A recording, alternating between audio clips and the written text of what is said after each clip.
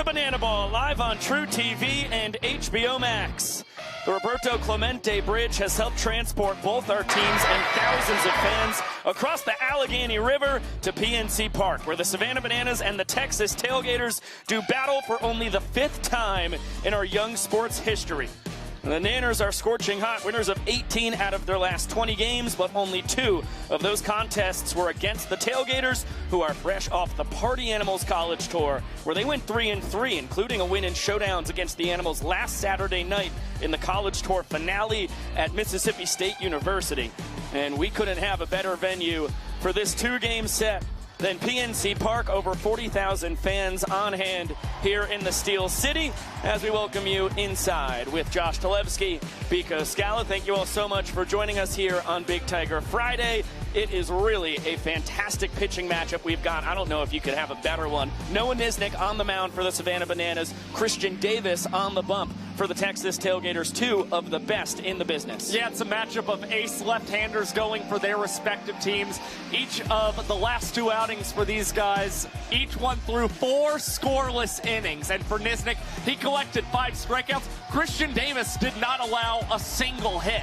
And for the Texas Tailgaters, they are going to need that same kind of stuff from Christian Davis, considering how much we have seen the offense drop off. You get a look at the numbers, and through the first 13 games, the Tailgaters were gangbusters. We were talking about what a prolific offense they were, scoring nearly 7 runs per game, an OPS north of 800, and then they had a week off, and you saw once they resumed play in Philadelphia on the 26th of July, they batted just .227 and averaged 4.8 runs per game. It's been a significant drop-off, and Nick Lopez has been the only Tailgater batter hitting above 300 across these last 10 games, so the offense has been rather anemic. Yeah, the good news for the Tailgaters is the pitching staff has really picked it up for them. Nobody more so than Christian Davis, as we have talked about. But let's turn our attention back to the Nanners and get it down to the field to Sam Bauman. Hey, Biko, Josh, I'm here with 2 guys who love the color yellow long before they played for the Bananas, growing up cheering on the Pittsburgh Pirates right here, living just down the road. Ryan, I'm going to start with you. Getting to go out on that dirt today, stand at shortstop. What's that mean for you? Something I've dreamed of my whole life. Jack Wilson's my favorite player. That's who I wanted to be growing up. So getting to play in the same position in this beautiful ballpark, it's making the hometown kid very happy. Ziggy, same for you, growing up watching this team. You got family, mom, dad here today. Like Cox said, we've been dreaming this our whole life. You know, I'm still in shock right now. It's been goosebumps all day, crying a couple times, but I feel good. Well, I think that's all the Pittsburgh guys we have here on the No, I got one more question. Ian, come here. Ian, come here. Ian, come here. Yeah. Ian, from Somerset, right outside the city, big Pittsburgh guy. How do you feel about being home today? PNC Park's one of the best ballparks in the world, and it's great to be able to call that ballpark home. Wait till you see what he cooked up for my walk-up. We got to go, guys. You heard it, guys. Let's play.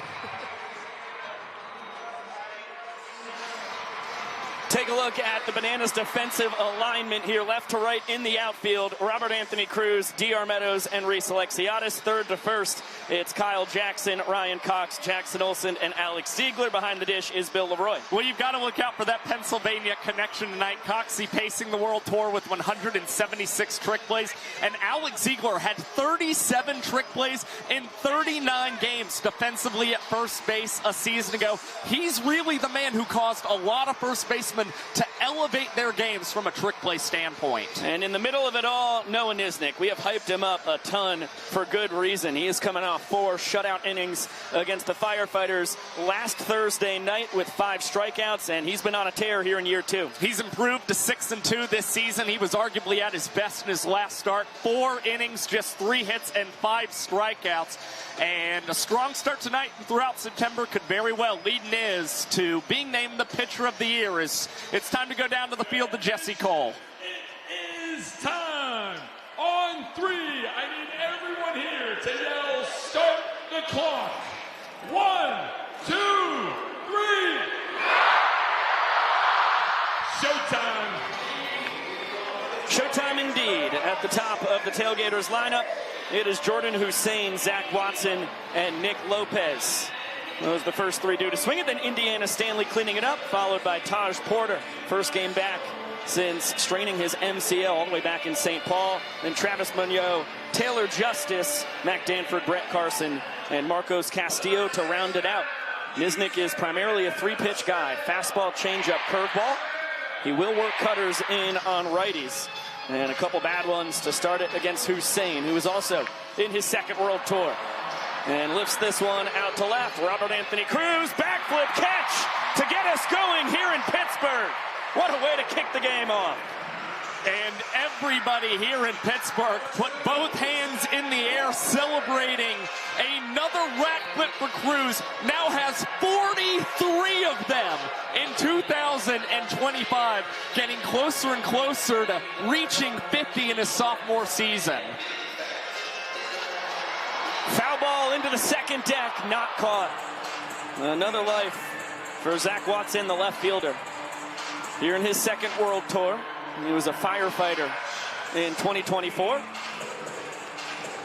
And the former LSU Tiger and Orioles minor leaguer has bumped up his production a big time. Gives this a good poke, deep out to left, Rack on the run. Not a lot of room to work with, but tracks it down. Robert Anthony Cruz has taken care of both outs so far. Well, it is a busy start to the game for Robert Anthony Cruz in left field. Didn't have to move an awful lot to complete the rack flip against Jordan Hussein, but winds up tracking that ball off the bat of Zach Watson well on the warning track, and then does a little emoting after the fact. Now the switch hitting extra hitter Nick Lopez, snagged by Jackson Olsen. Ziggy trying to go between the legs on the pick at first, and he cannot connect on it. Lopez up to second on the trick play, missed. We'll see what the official scoring decision is on if that goes against Olsen or Ziegler. That's on Ziegler for me. And there it is. Didn't have to wait long. So a runner in scoring position. Lopez has been just unbelievable on the short list for Rookie of the Year candidates. Leading the Tailgaters in just about every offensive metric that matters. And Indiana Stanley here in his first full World Tour after debuting with the Visitors last year, following a 2022 collegiate banana season. Goes down on strikes. Nisnik gets the fastball by him. That's what Nisnasty used for 4 of his 5 strikeouts last Thursday night against the Firefighters. The Heat gets him out of the first here. And he's brought out the terrible towel as his first strikeout celebration of the night. An inning that ends in 2 minutes and 21 seconds. Now it's time to hear from our Tailgaters correspondent, Brett Loftus. I'm Brett Loftus, voice of the Texas Tailgaters, and we're in the beautiful city of Pittsburgh at PNC Park. Right now I'm headed to the mound to see Christian Davis. He is the player of the week from last week. He's doing one of his best works last week with four innings, no hits, and 1 walk. So here we go. We got Christian Davis here. No, wait. You're Christian Davis. Wait, you're Brett Loftus. Yep. I am Brett Loftus. So, CD, here's what I'm going to do. I'm going to give you that. Thank you. You're going to give me this. Just probably go to work. That's probably going to work. Yeah, that's Christian Davis, the banana ball pitcher of the week. 4 no-hit innings last week to close out the college tour in Mississippi. Might be one of our best pitchers in the sport. Biko Josh, Gator up, buddy. I don't know how we mixed that up to start things off. Get a look at the numbers for Christian Davis here across his last 5 starts. Nobody has been better on the mound in the sport of banana ball than CD. The Southern University star has really broken out in his rookie campaign. You got to look at these last 5 starts. Davis averaging 3 outs in 3 minutes and 26 seconds and has an earned run average below 2 for the Texas Tailgaters. And in that last start where he threw 4 no-hit innings, the final 3 frames for CD were all thrown in less than 2 minutes. Yeah, he averaged 2 minutes and 28 seconds per inning thrown last weekend on that Friday night start. Here's the defense behind him, left to right in the outfield. Watson, Stanley, Castillo, third to first in the infield. Danford, Hussein, Munoz, and Justice with Porter behind the plate. And here is the Nanners lineup that opposes Davis. The Doctor at the top, then KJ and Oberst. And you don't even get to see it. You'll just have to take our word for it. Super Reese cleaning it up. Then it is Cox, Cruz, Leroy, EJ Olsen, and Ziegler to round it out. DR pacing the Bananas with his .368 batting average. He's got a ball and a strike on him here. The defending Banana Ball MVP. Putting up MVP candidate numbers once again, as that one just misses low. Second on the tour in trick plays, one of only 3 guys past 100 in that department. He gets jammed here. Hussein between the legs over to first, able to grab a trick play on one of the fastest runners in the sport. And considering we saw DR in the finale last weekend against the Firefighters beat out an infield single that was chopped over to short, that's an awfully nice play from Jordan Hussein that also comes with a trick play as he extends his team lead for the Tailgaters to 25. Fastball fouled away from Kyle Jackson. He's hitting 350. Phenomenal number, obviously. But that pales in comparison to his .487 on-base percentage. The best in Banana Ball.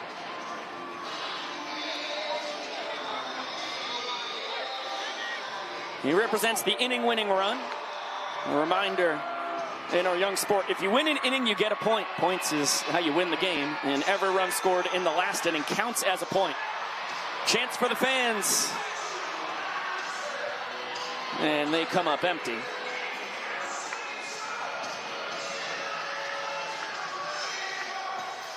Two coming to the Nanners' third baseman. Lofted out to left. Zach Watson with a backflip catch for out number 2. Well videotaping trick play number 16 on the tour. He's only missed a pair. It is unbelievable what Zach Watson's been able to do since moving over from the Firefighters to the Texas Tailgaters, completing yet another backflip catch. And for the Tailgaters, who have the fewest number of trick plays amongst the 4 Banana Ball teams, this is an excellent showing for them to start this series in PNC. Now the DH, Dan Oberst, and he gets jammed. Hussein making the call.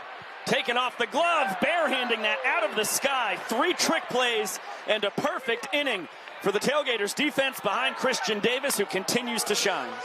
And it's another inning tossed in less than 3 minutes to start this ball game. 2 minutes and 28 seconds. This is exactly the pitcher's duel we were expecting so far. Let's get it on down to the field. It's going to be the Penguin race. Brand new promo. We'll toss it to the young professor. And I am sure that we have some Pittsburgh Penguins fans in the house tonight. But to celebrate the return of the NHL hockey season, ladies and gentlemen, we have prepared something special for you. If you look out in center field, we've got 4 adorable little penguins who are going to have to race all the way home to their mommies. This is the Penguin race. On your marks, get set, go Penguins, go! There they go. They're not very fast, Penguins. I think that one's a puffin. Folks, this is going to be a barn burner, one for the ages. There is still one Penguin who has not left the starting line. You can do it, little Penguin, go!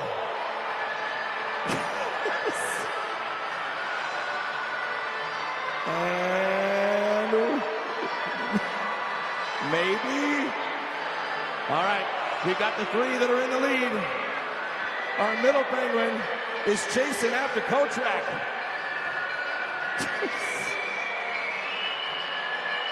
They are waddling their way all the way to home plate. And boy, are they taking their time.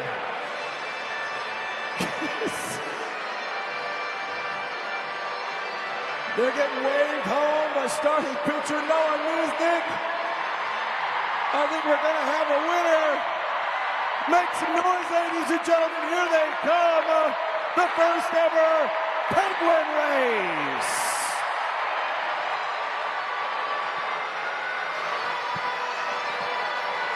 And probably the last. It was a very cute competition, though. We got some ball knowers in the organization. Yeah. We could have picked any music. They were picking like the Penguin theme from Super Mario. Yeah. And that just thrills me to no end. That's off the old Mario 64. I feel like I'm sliding around on the ice right now. And last but not least, I mean, that is a long way. That's from the 410 sign. They came from the bullpens here in PNC Park. Those guys are going to be asleep by like the 4th inning. I guarantee it. To be determined. Well, Nisnik and Davis traded off scoreless halves of the first inning. Now we kick off the second. The catcher for the Tailgaters, the switch hitter Taj Porter. What a sight for sore eyes. And the pride of Mandeville, Louisiana is. Right after the Bananas and Tailgaters last did battle at the end of July in Citizens Bank Park in Philadelphia, the Tailgaters took on the Party Animals in St. Paul, Minnesota, and in the second inning of action, Taj strained the MCL in his right knee. That was in the second inning. He played the rest of the game, but has been sidelined until tonight. And extra special, he gets to catch his old college teammate CD. A couple Southern University boys, the battery mates for the Tailgaters here in front of over 40,000 fans in Pittsburgh. And Taj, a little early, but a bullet down the left field line. He's got a ball and a strike on him. Well, I can only imagine that time off for Taj Porter was pretty excruciating, considering we saw him before the Tailgater season kicked off in late May, and you could just already tell he was foaming at the mouth to get back on the banana ball diamond, and now finds himself ahead of the count 3-1 against Nisnik. Pops that one into the second deck, not caught by the fans, so the count full. Yeah, Taj, one of the Tailgaters who hunkered down in Savannah from the start of 2025, so he was at Grayson Stadium all the time, getting work in with the Bananas and Party Animals and firefighters who are around as well. Taj gets the sprint, first one we have seen tonight. All 7 fielders behind the pitcher and catcher have to touch the ball before it is live. The quad father, not the fleetest of foot, so he's content with one bag, gives way to Joe Nelson Smith, the Tailgaters' designated runner. So JNS now can't be used again until the Gators lineup turns on its head.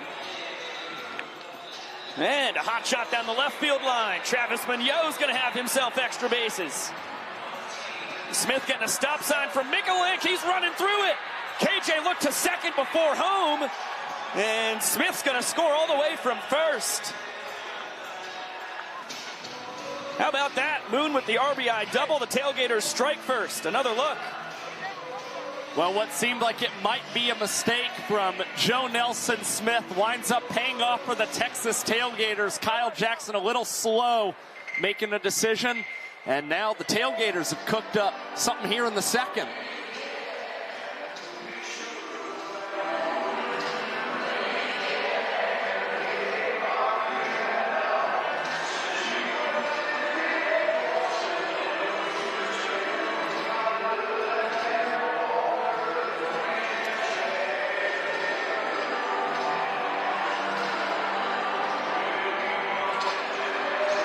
Oh, no.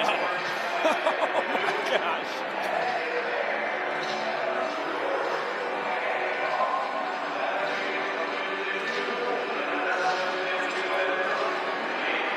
I think those were some serious chunks of hair taken out of that tremendous mane on Taylor Justice. You'd have to imagine they're going to clean the rest of that up, right? I would think. He gives the fans a chance to make their first play of the ball game. Nearly snagged, grabbed on a ricochet. That does not count for an out.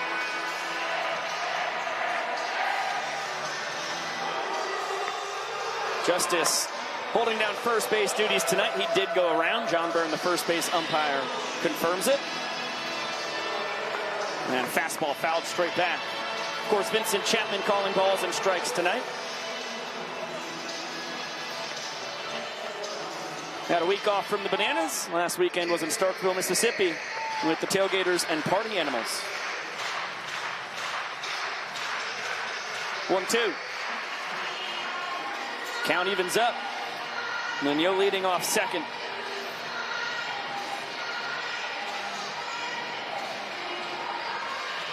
And Justice putting up a heck of a battle. 2022 Collegiate Banana out of Thousand Oaks, California. High pop's not going to get out of the infield.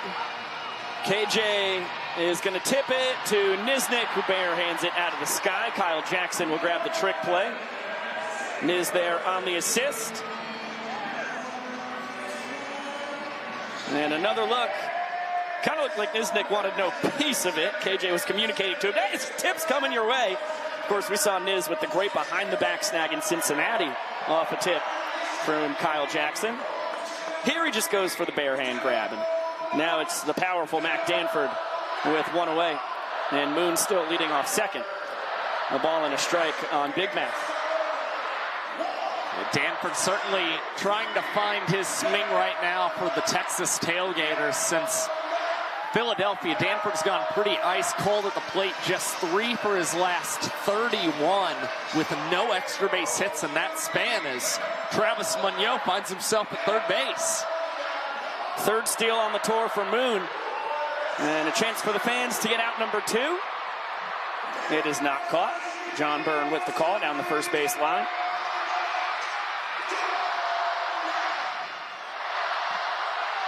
High pop. This will not do the job. Olsen and Cox converging, and Jackson, a little bit of an adventurous route. Grabs out number 2. And the Nanners infield, right side was in, left side halfway depth, can all move back. Here's Brett Carson, another guy trying to find some fire at the dish. Started pretty red hot, both on the mound and with the bat. Has slowed down a bit and hits in to another backflip catch, third of the ball game. DR Meadows says, Zach Watson, Robert Anthony Cruz, I invented this. I'd like to enter the chat. Another look at the backflip catch from the doctor. Tailgaters have a run. They can turn that into a point when we return.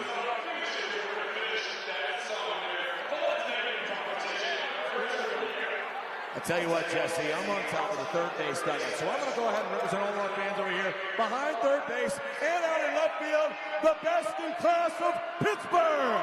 Yeah, you may have left field and third base, but we got all of right field and the first base side, and we call this the winning section.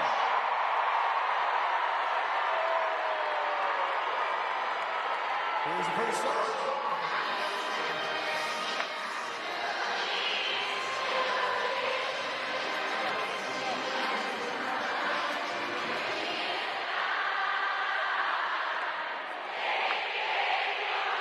After a great start, y'all sound so good. That point goes to the first base and right field side.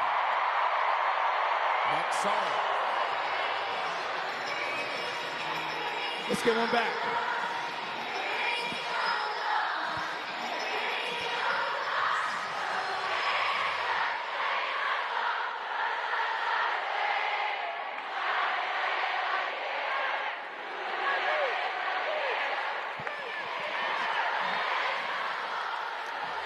Welcome back to Banana Ball, live on TruTV and HBO Max, presented by Tropical Smoothie Cafe.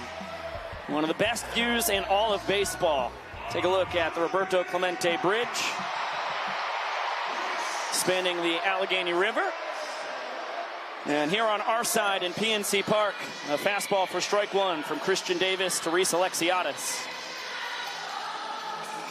Make it a ball and a strike now on Super Reese. 4, 5, and 6 in the lineup. Due to swing it for the Nanners, who are chasing a run. Heater just misses down. And Alexiadis ahead, the Nanners leader with the 12 home runs you saw right there. Having himself a tremendous sophomore campaign. And giving the fans another opportunity. They have not caught a foul ball for an out yet, and that remains the case.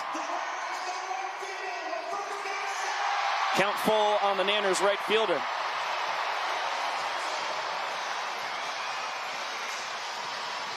Driven deep down the right field line, into the stands.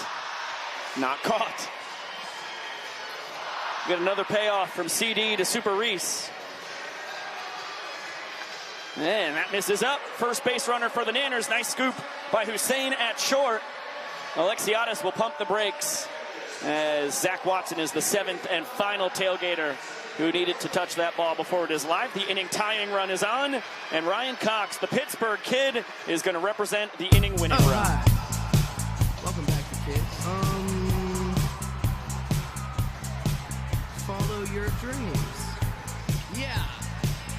Wanna get a mansion, a jacuzzi, a theater to watch my movies, couple whips and lots of fancy things. The kids they call the Goonies. I see the future, crystal ball, mirror, mirror hanging on the wall. Who the fly white boy of the mall?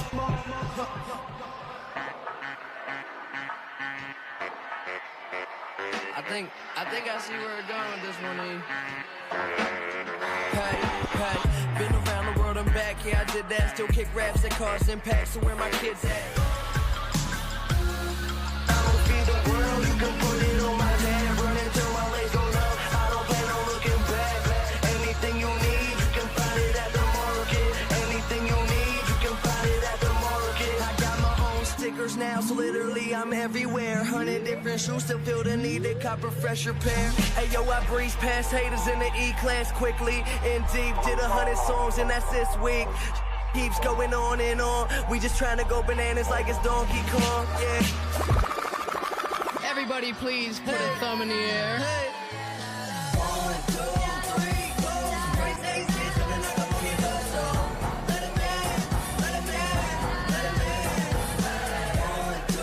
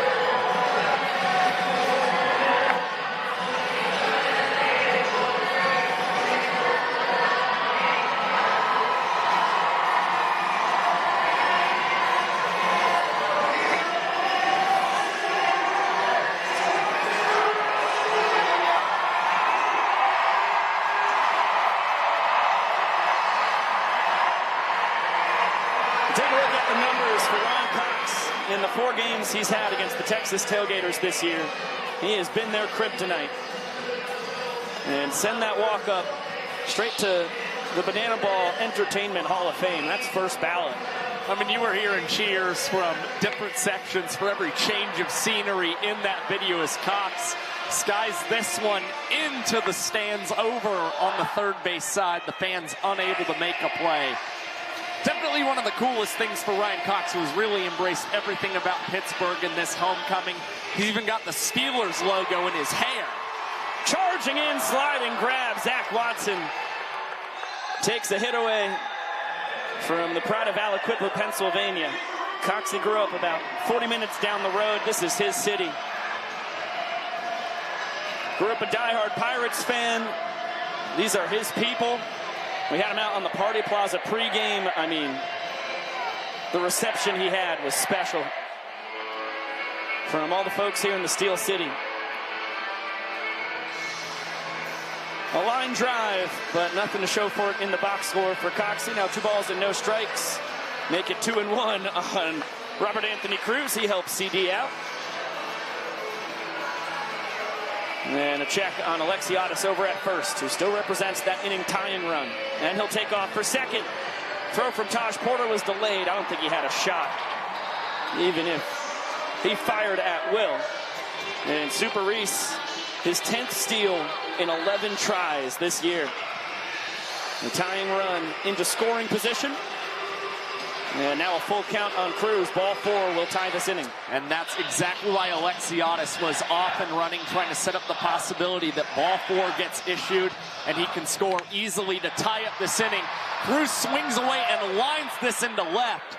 And it is no trouble for Zach Watson, who quickly fires back to the second base bag, but Alexiadis is in safely. It's back-to-back lineouts to the kid out of Ruston, Louisiana in left, playing a shallow left against the back-to-back lefties. Great defensive positioning from Watson. And now the inning in the hands of Bill Leroy. The Bananas team leader in OPS, on-base percentage plus slugging. He saw 1.021 here in his 8th year. And Christian Davis gets the job done. Lanier with the trick play. And the Tailgaters grab the point. They lead 1-0.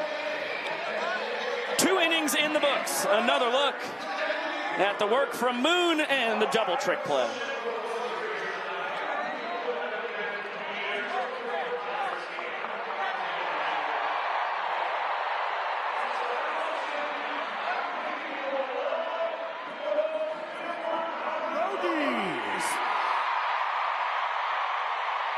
Well, they are going to compete tonight, but they're going to do it Banana Land style. Let's bring out the pierogies. Here they come. We got sauerkraut Saul. We got bacon bird, potato Pete, and Hannah jalapeno. And each of them is armed with a giant yoga ball. Here's what's going to happen. When I say go, they're going to start at all 4 bases, and they are going to collide here on the mound. Any pierogies that fall or eliminated, the last pierogi standing is the winner. This is Pierogi Pop. Pierogies on your mark. Get set.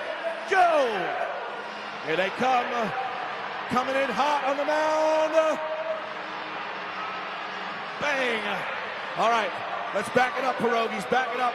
We got to come in a little harder. I played baseball at California University of Pennsylvania. I wanted to be a professional baseball player. I always loved entertaining people. But this makes me feel like I'm in my element here. I get to do all my crazy stuff with this huge family. Welcome back to Banana Land. Tailgaters lead 1-0, 2 innings in the books. We head to the top of the 3rd and are joined by Alex Ziegler on the mic, holding down first base. Ziggy, how are you doing tonight, my man? Unreal. Yeah, not a bad place to be in the middle of over 40,000 fans here in your home city. How special has this homecoming been for you? Oh, it feels great to be back home, you know. I got back here Sunday night. I've been chilling with my parents most of the time, and it's just been unreal, man. Ziggy, did you ever have any idea growing up in Butler that you would ever get a chance to play here in PNC Park? Maybe up until I was like 10 years old, and then when I got a little bit older, I started to realize I probably won't make it like that. God, this is awesome, dude. I mean, when you were two-waying at California University of Pennsylvania, you didn't think that was a pathway straight to the bigs? You know, like, I wasn't always, like, the greatest baseball player. I was always good at, like, the goofy stuff within it, you know, like, just entertaining people, you know? I was an okay baseball player, but I ended my career as a left-handed pitcher, and I was only throwing, like, 86 tops. You know, I had the junk, but I don't think I was going to get too far with it. Oh, man, I would have loved to seen Alex Ziegler live in person in college just down the road. How are you guys doing? Are you doing all right? Are you enjoying it here? Couldn't have a better time if they paid me, Zig. This place is taking my breath away, Ziggy. Yeah. Oh, my gosh. How great is that view up there? It's the best I've ever had in a broadcast booth. That's awesome. This is the 76th stadium Banana Balls brought me to. And how about that? I was going to do a trick play, but... Hey, get the first out. The Banana Ball gods. Look at that. They give you a gift on the mic. I mean, that's just how things work around here. So Marcos Castillo retired. To the top of the order we go. Jordan Hussein, who flew into a backflip catch from rack and left his first time. I mean, I know Bruce and Mary Jane, your parents have to be in the stands. As cool as this is for you. Got a whole bunch of family and friends here. Yeah, maybe even cooler for them as we get to watch the boys pull off a 3-2-2 here.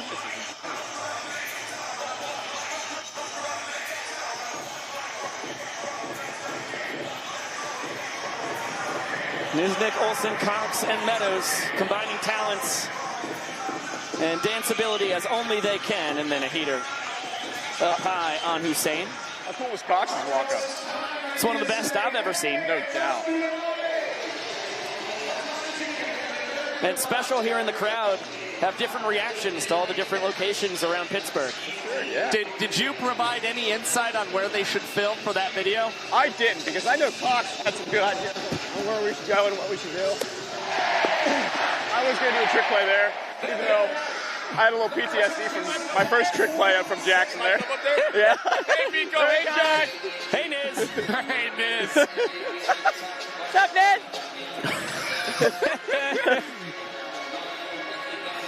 Next one I'll do a trick play on. I just had to get that one out of the way. Well, Ziggy, speaking of trick plays, you're the first baseman who really elevated the game for everybody else. What was your secret? What were you doing that made you kind of the standout first baseman that everybody had to match? I think it was last year. Like, as soon as we started practicing, I started ripping trick plays at first base just when we were doing BP. And everyone's like, dude, Zig's got to play first, and I never really played first base my whole life. All right, you were a center fielder in college. Coxie, tough hop, trying to field it between the legs. And Watson's going to beat the rap. Well, I've been doing these crazy trick plays since I was super young because I played this video game growing up called Slugfest. If you guys have probably played that before. Oh, yeah. And they were always doing trick plays on there, and I'm like, man, I got to try this. And me and my dad were always doing those weird trick plays out in the yard growing up. Hey, everybody. Hey. Good pitch, good pitch. Yeah, nice change up there from Niznik. As Nick Lopez out in front once again. KJ 360 between the legs. And he airmails it over our mic'd up man. So Lopez is going to reach on a trick play miss for the second time tonight. Back-to-back trick plays missed. Your Nanners leaving the door open for the Tailgaters. We'll see if they can kick it in. That'll be up to Indiana Stanley, their cleanup hitter. I wish I was a little bit taller. So do I. Very relatable. I can jump, but, man, I'm 5'8". If Prime was over here, he wouldn't even jump for that. That's where you and I are living the same life, Zig. Yeah, you got that right. Different, but so similar, man. Check swing, and Niznik's going to take care of it himself. Ziggy, a part of all three outs in the inning on the mic in the hometown. I love that, man. Thank you so much for joining us. Thanks. You've got 5 seconds. Send us to break, Ziggy. Nice. Love you guys. Love you too, my man. Middle of the third, Tailgaters lead 1-0.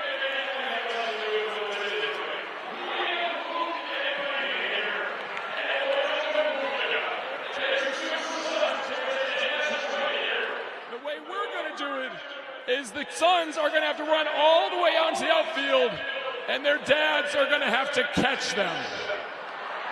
This is the Banana Land father-son catch. On your mark, get set, go. All right, no, not yet. And dads go. And here they go. The dads are off. Luke and Lane are off in the middle. And here they come. Here come dads. Who's going to get them first? All right, looks like we've got one caught. Oh, he's lifting him over the head. What a look. Look at the speed here. Oh, he's got him in the outfield, and we got the second one. And the dad has caught Luke and Lane, and Lorenzo is running aimlessly in the outfield. And there you have it, fans. The father.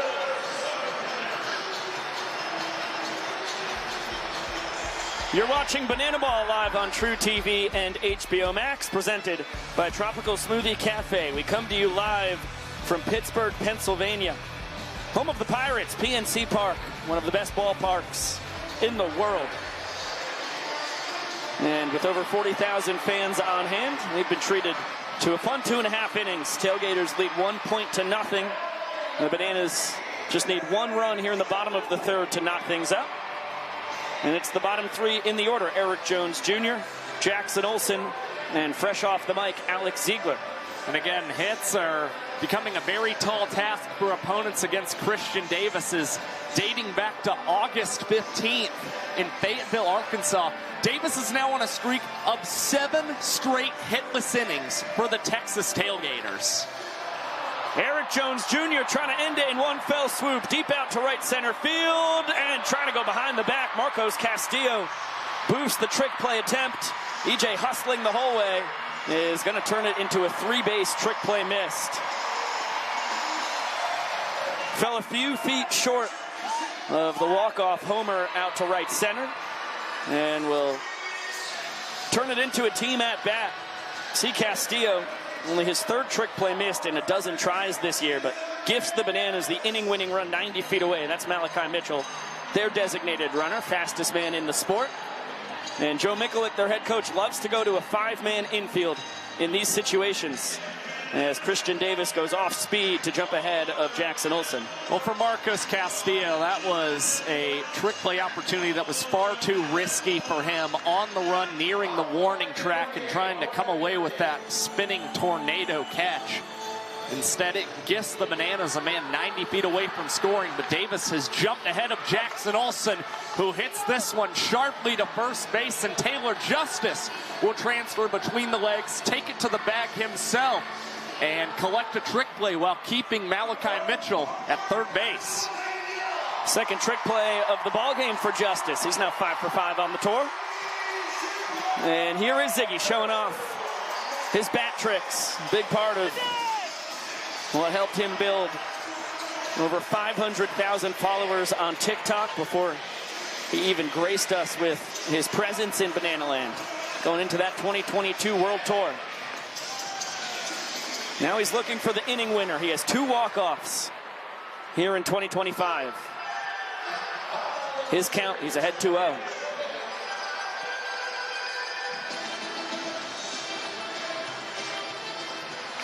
Chance for the fans to get their own man out.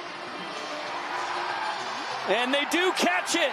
Oh, with the pride of Butler, Pennsylvania at the dish. The Pittsburgh faithful snag their first foul ball for an out of the ball game. Ziggy apoplectic.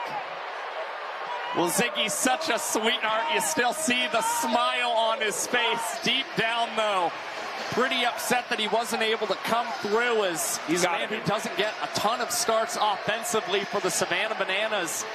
And now things are left in the hands of D.R. Meadows, batting .459 with runners in scoring position this season, and hoping to come through yet again for his squad. He's got himself a 2-0 count. D.R. grounded out to short. His first turn. Bananas goofing around as per usual. This is where pitching is so tough in banana ball. I say it, feels like every night I've got the headset on, but ball 4 here wins the inning for the Nanners, and that is exactly what they get. DR able to check his swing. John Byrne, the first base umpire, confirms it. And Christian Davis still has not given up a hit in his last 7 2/3 innings, but a trick play missed, and a ball 4 sprint is the recipe for the Nanners' first point earned on the ball game. Kyle Jackson leading the boys in a little groove thing celebration. Niz, Flash, Krem, and Philly in there dancing with them. It is 1-1 through 3 innings. We'll see what Noah Nisnik can do on the mound after the break. We are going to spread the love here at PNC Park. We have 3 amazing couples, and they're all going to kiss. And fans, you are going to be the judge of the best kiss here tonight. Let's meet our first couple. Your name? Katie. Katie? Tyler. Katie and Tyler. How long have you guys been married? A month and 18 days. A month and 18 days. All right, I'm sure you've got all the passion and the excitement. Let's see what kiss you guys got.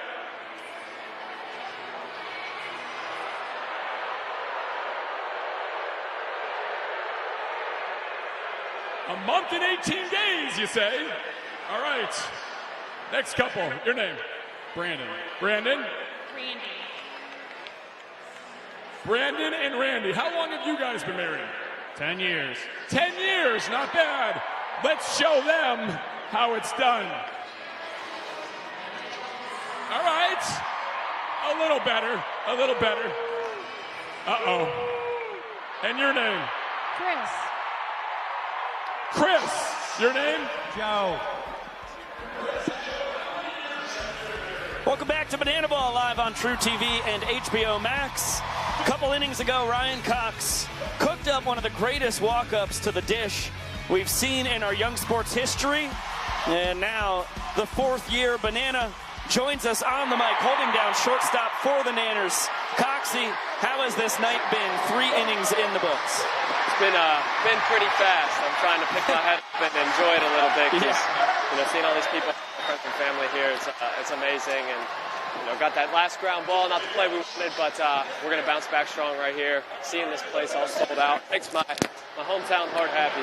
Now, what was it like to hear the reactions from the crowd as you were going through that Mac Miller walk-up? Ziggy told us last inning you were the man who scouted all the locations for the video. Yeah, it's something that's been important to my life for a long time. Mac has such an impact on this community. It's actually Mac Miller weekend here in Pittsburgh. So being able to go to the place that he wrote songs about and he grew up, finding himself, finding his music was super special to me. We got a tour of the market. I got to go behind the deli like Mac was in a music video. And, he's my favorite artist. So being able to, hopefully, he loved too looking down on us. So it's pretty special. I can promise you he did. That was special stuff. And now we start the fourth inning. New man on the mound, Correll Prime. So Noah Nisnik's evening is actually over after 3 innings of 1-run ball. Point earned, a point loss. And Taj Porter turns around to swing it from the left side. Travis Mignot, Taylor Justice due to hack it after Taj. Slow tapper right side. Jackie will go behind the back for the trick play. Oh boy. Nice play, Jack. And Taj retired for the first time tonight. Coxie, you told us before the game you think probably multiple thousand of folks here have some affiliation with you in the ballpark. Yeah, between friends, family, kids that I coach, players that I played with, being able to see everybody here and have them reach out in some form and wish me luck or tell me how proud they are, really makes all of this so special. Mignot from the right side laced an RBI double. Ended up being the difference in the second inning. Now from the left side, blast this one deep out to right. And it's gone! What a night for Moon. An RBI double his first time. Now a solo shot. He's a one-man wrecking crew. And this is exactly what the Texas Tailgaters have needed recently, as they've entered tonight with a tour-low 376 slugging percentage. Now Moon with extra base hits from both sides of the plate. And it has been an astounding night for the Tailgaters switch hitter, who's over there with Brett Loftus. Trav, you just hit a home run! Travis Mignot, Gator up, Nico and Josh. What an interview. No words necessary from Mignot. And now Justice will step in. That was former minor leaguer on former minor leaguer crime. We've still got Coxie on the mic. So, Hopewell High School. And then you started St. Bonaventure. You left the home state, but made it back to Kutztown University. And that's really where you were a star in college. How cool is it to get to be a Kutztown kid? I'm sure there's got to be some alum in the ballpark tonight as Justice grabs himself a knock. Yeah, I had someone come up to me at VIB and said someone in their family went to Kutztown, and the PSAC is such a notable conference here in PA, some of the best Division II baseball in the country, and being able to represent that proudly is pretty cool. We got a couple big leaguers from my school, and obviously me doing what I'm doing here feels pretty special. So just the whole statewide, the 5.5-hour drive across the state, I've made it 1,000 times. And whether it's Philly, where we played earlier, or here in Pittsburgh, I always feel the love. Nelson Smith pinch running for the second time tonight. He's up to second, and Matt Danford, a no-doubter, is going to actually cling off the deepest part of the park. Boy, he watched it for a while and is going to turn on the Jets. Get an RBI double, banged it right around the 410 sign. And that triangle out in left center. And Big Mac bringing the boom. Now 2 runs across for the Tailgaters. They call that the north side notch. I love it. How about the celebration here from Joe Nelson Smith? She's going crazy on the guitar. I thought it was like going to be a Kevin's Chili bit from The Office for a second. Maybe there was some part of it. I don't know. The second part of that reference escapes me. He was supposed to drop and break the banana ball guitar. That would be a disaster. No, he already dropped the chili. He dropped the chili. That was the chili. And then he grabbed the guitar. I see. Yeah. They could double down. They could drop them both. How about Jackie? Have a night, Jack. Have Feel a it night. between the legs. Throw between the legs. Ziggy catch between the legs. Double trick play and a doozy. You love to see it, Coxie. Those are two of my best friends in the whole world right there. They just missed that chance in the first inning, and they're right back on the horse. That's why we play the game. How about it? How many outs we got? That is the second out. Down. There it is. Jackson's already got himself 3 trick plays on the ball game. Fellas, I don't want to say it, but we're off to a record-breaking pace here, man. Yeah, how about it? Flying here in the Berg. See if I can get something. Oh, that was it. Now, Coxie, seeing all these extra base hits reminds me of a conversation we had before the tour started. You said the dream scenario was a walk-off homer here in PNC Park. Is there anything else you'd add to that list? Bananas win for sure. Yep.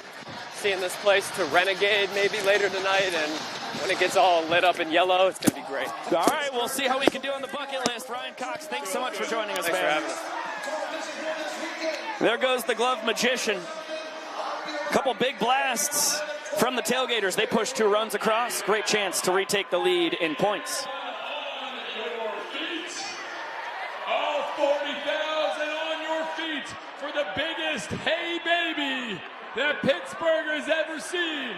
So let's get your hands up in the air. Here we go, Shark. Get those hands clapping. Here we go. Oh, you guys look good.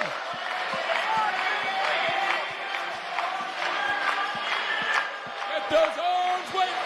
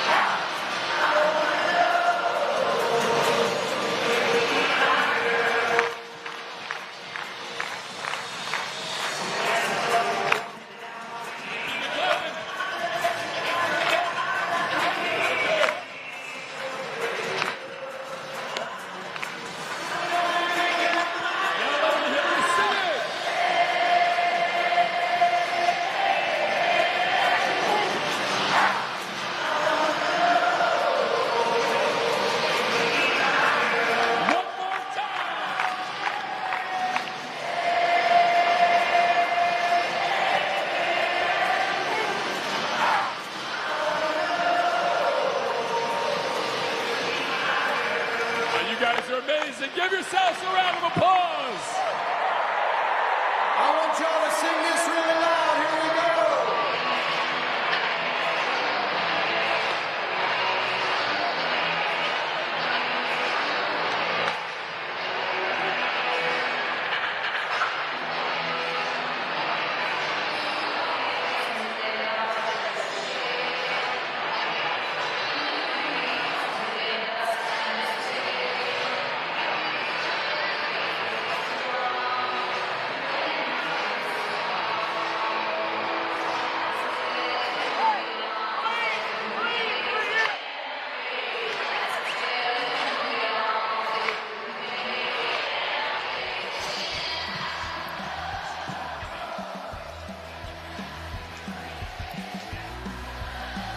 Welcome back to Banana Ball live on TruTV and HBO Max. During the break, Brett Loftus and the crew all hey babying.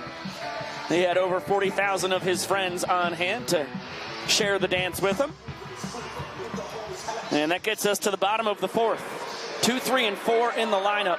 Swinging it for the Bananas. First Kyle Jackson, then Dan Oberst, followed by Reese Alexiadis. Christian Davis out for a 4th inning of work. And he picks up right where he left off. Behind the back snag, Indiana Stanley twisting to grab his 11th trick play in a dozen tries. He has been stupendous in the outfield. And these two teams are going back and forth in trick plays tonight. Now the Tailgaters and Bananas each have 7 trick plays apiece. Unbelievable, as we're only in the bottom of the 4th inning. This is why Ryan Cox said we might be looking at a record-breaking night. Dan Oberst smokes this down the right field line. It tails foul. Ball and a strike on the Nanners DH. Popped into a barehanded trick play by Jordan Hussein his first time. Christian Davis still has not allowed a hit. He's given up a couple sprints. And then EJ reached on the trick play, missed. Those are the only 3 base runners for the Nanners through 3+ innings offensively, as the heater just misses inside.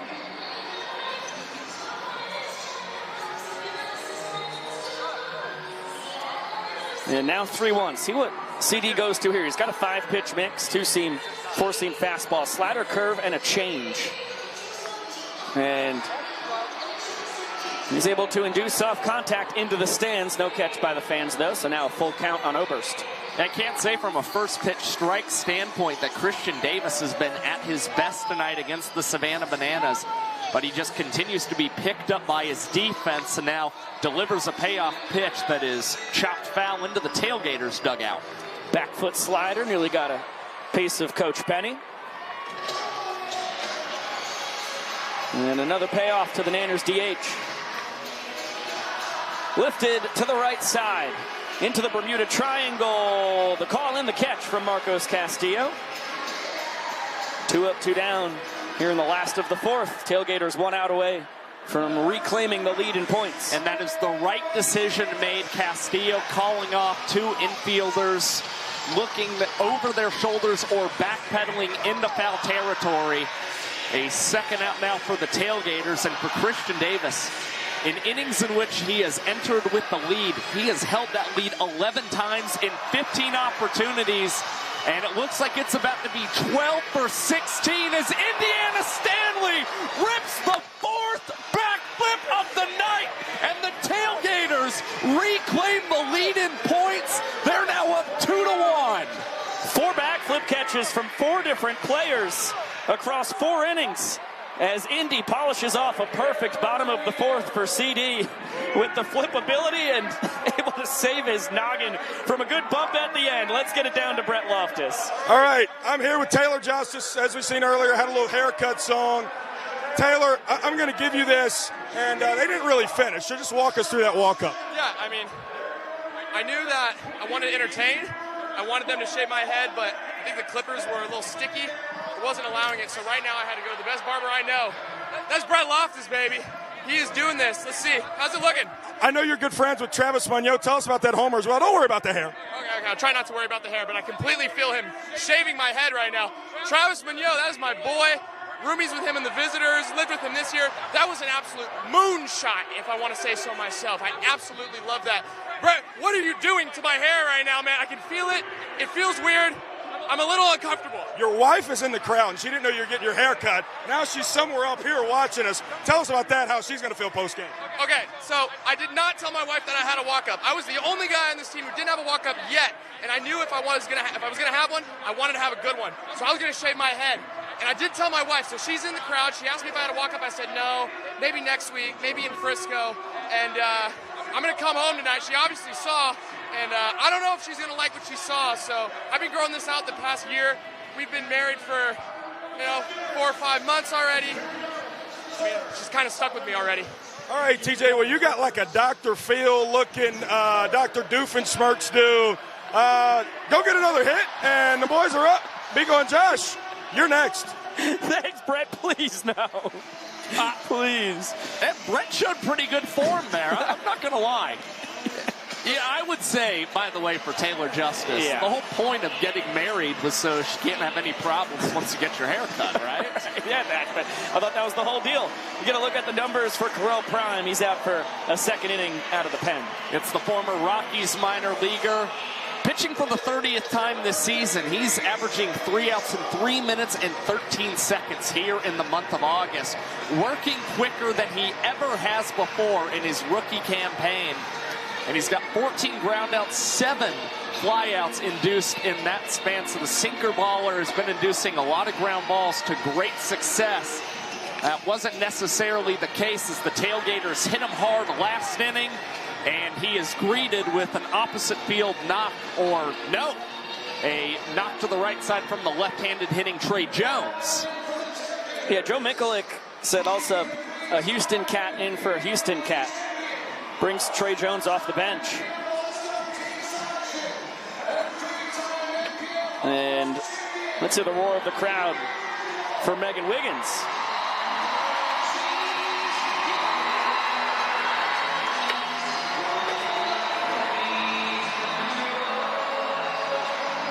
She made her banana ball debut nearly a month ago down in Baton Rouge at LSU. She's been a part of this Tailgaters squad for those past 3 weekends across the Party Animals college tour. And now gets to face the Savannah Bananas for the first time in her young banana ball career.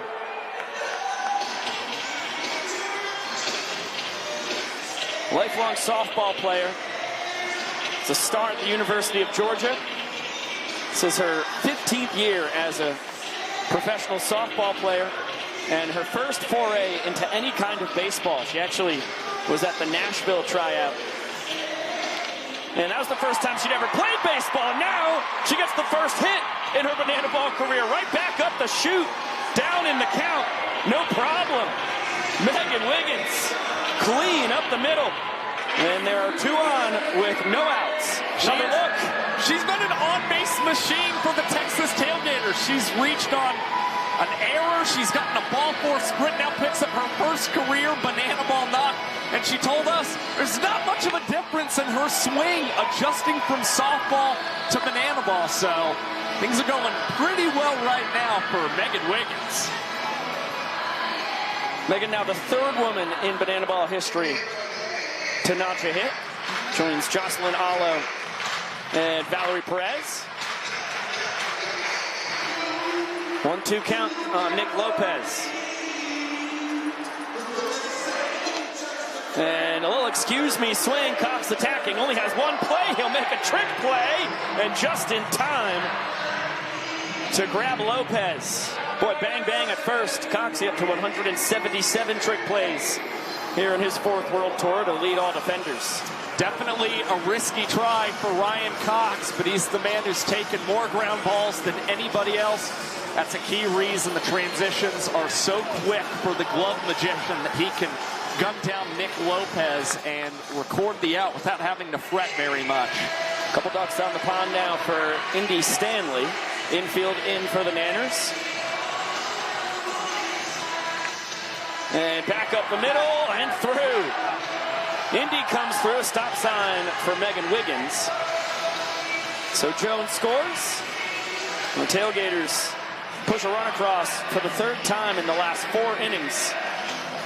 And now their head honcho, Joe Mikulik, leading the run scoring celebration. How about Mick? Oh, yeah! I mean, he's an athlete. This is a guy who spent more than a decade in minor league baseball as a player. He spent more than 40 years in minor league baseball between his playing and coaching career.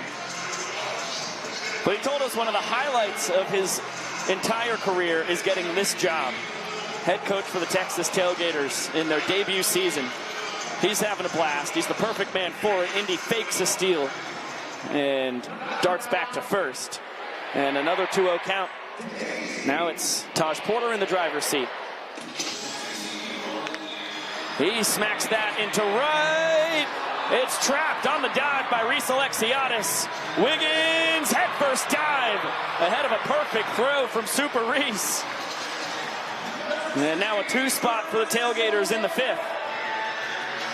The offense continuing to come for the Texas Tailgaters. They have scored in 3 of 5 innings offensively tonight. And the really nice thing for them is that in each of the last 2 innings, they have put multiple runs up on the board. That is key to being able to just feel a little more comfortable having leads hold up, as Joe Nelson-Smith is in the game yet again to run for Taj Porter tonight. Third time the Gators' designated runner has been used. Second time it's been for Taj. And a slider in there for strike one to Travis Munoz. An RBI double and a solo home run. And now a line out to short. And indeed, doubled off second. Heads up play by Cox. Olsen there on the cover. And a twin killing to get the Nanners out of that sticky situation. Yeah, it's Stanley who can be an aggressive base runner, getting doubled up to get Prime out of a sticky situation. Tailgaters have a chance to extend their lead.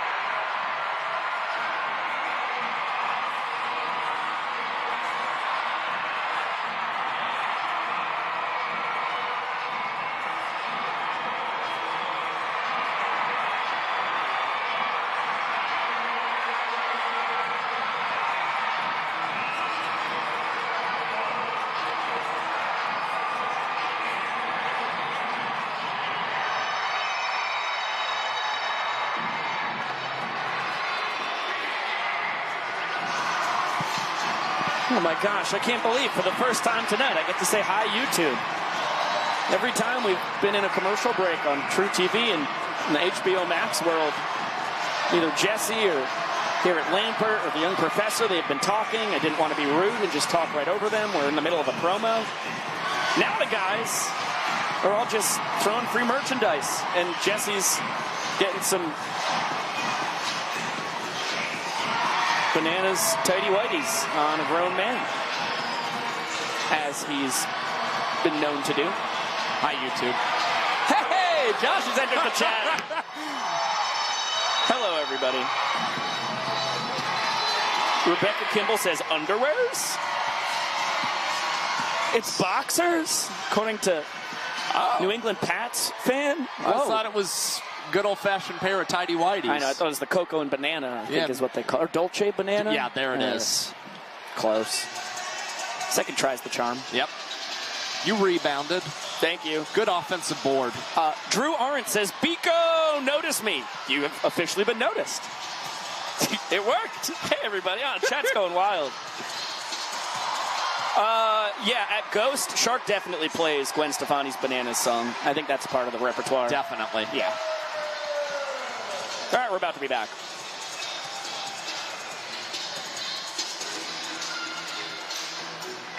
Welcome back to Banana Ball, live on TruTV and HBO Max, presented by Tropical Smoothie Cafe. Beautiful downtown Pittsburgh, Pennsylvania, with the Roberto Clemente Bridge connecting us to the Steel City. Here on the other side of the Allegheny River, Ryan Cox, kid out of Aliquippa, has himself his first career hit in the ballpark he grew up going to so often. Lined out to left his first time. It was not for a lack of loud contact that he did not reach. Another great piece of hitting. He's now 1 for 2 on the night. And just like that, Robert Anthony Cruz represents the inning-tying run, as Colin Stone is the first man out of the Tailgaters pen. And Danford and Porter coming together. Mack makes the grab for out number 1. That is still a big knock for Ryan Cox, considering it gets him to 50 on his 2025 campaign. Also the first one tonight for the Savannah Bananas after Davis is able to throw up yet another start, not allowing a hit to his opponents.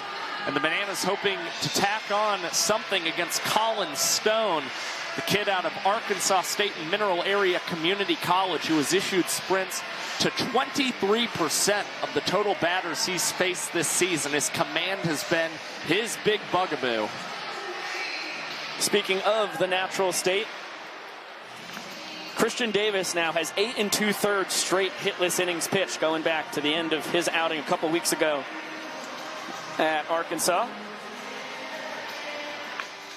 As this one is going to be bounced through the 6 hole. When it's going good, it's going great. Billy Barrels having himself a career year. And that's a grounder with some eyeballs. Inning tying run aboard. Malachi Mitchell utilized for the 2nd time tonight. First time he pinch ran for Eric Jones Jr. That's the man at the dish. 2 on, 1 down. And EJ ahead 1-0. He reached on a trick play miss to start the 3rd inning. It's the one defensive miscue on the Tailgaters tonight. It led to the 1 Bananas point so far in this ball game. And now a 2-0 count on the former Twins and Mariners farmhand. Currently on a 9-game on-base streak for the Savannah Bananas and snapped a 29-game drought without a home run last Saturday, launching one against the Firefighters.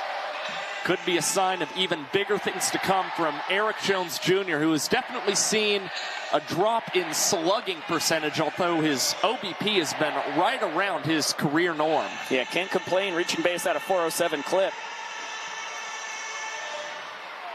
And does not bite on the 3-2, just a little bit down. Payoff pitch. Both runners dancing off the bases. Cox, of course, the leader. He decides to stay put, so Malachi has to do the same behind him. And EJ sneaks a hot shot right behind Eric Fox, his 3rd base coach. Foxy, a phenomenal ball player in his prime, doing it on 1 leg. And now EJ, another hot shot. That's going to be all the way past Zach Watson. Actually, Megan Wiggins indefensively in left. And that is going to tie the inning. By the time the ball is fired in, EJ a stand-up triple. A pair of stakes. And the 5th inning is tied at 2 runs each. And that is a big knock for Eric Jones Jr. and the Savannah Bananas. Not only does it tie up this inning, but that is career hit number 200 for Eric Jones Jr. And the 3-bagger gives him 2 more stakes on his season as well. And the slugging continues for EJ. He had a double and a homer last weekend. Now he grabs his first triple of his 4th World Tour and forces the infield in. This time, Mikulik is sticking with a 3-man outfield, 4-man infield. And Jackson Olsen sending one into the stands. Not caught by the fans. 2 balls and 2 strikes on Jackie. He grounded out to first. Back in the 3rd. Inning-winning run 90 feet away. And floats that one into right. Jackson Olsen with his 12th walk-off. And the Nanners offense picking up Corral Prime in the 5th. They rally for 3 runs and tie this game at 2 points.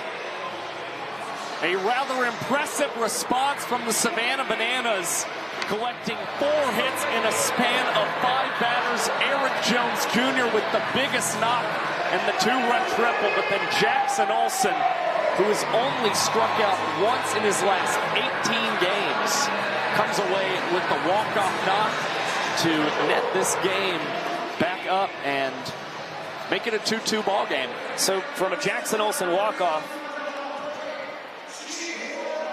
to a Jackson celebration.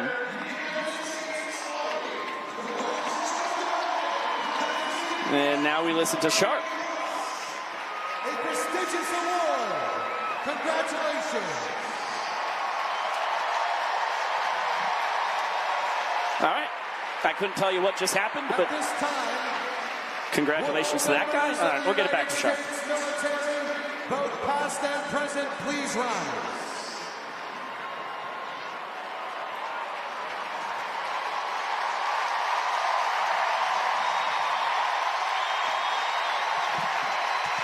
Fans, please join the Bananas and Tailgaters in honoring the men and women that serve this great nation as we salute our hometown heroes of the night. We thank you for your service and commitment to our great country.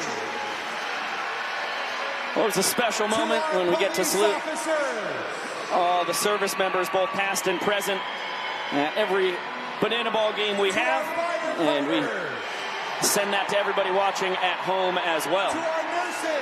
It's a 2-2 game, 5 innings in the books.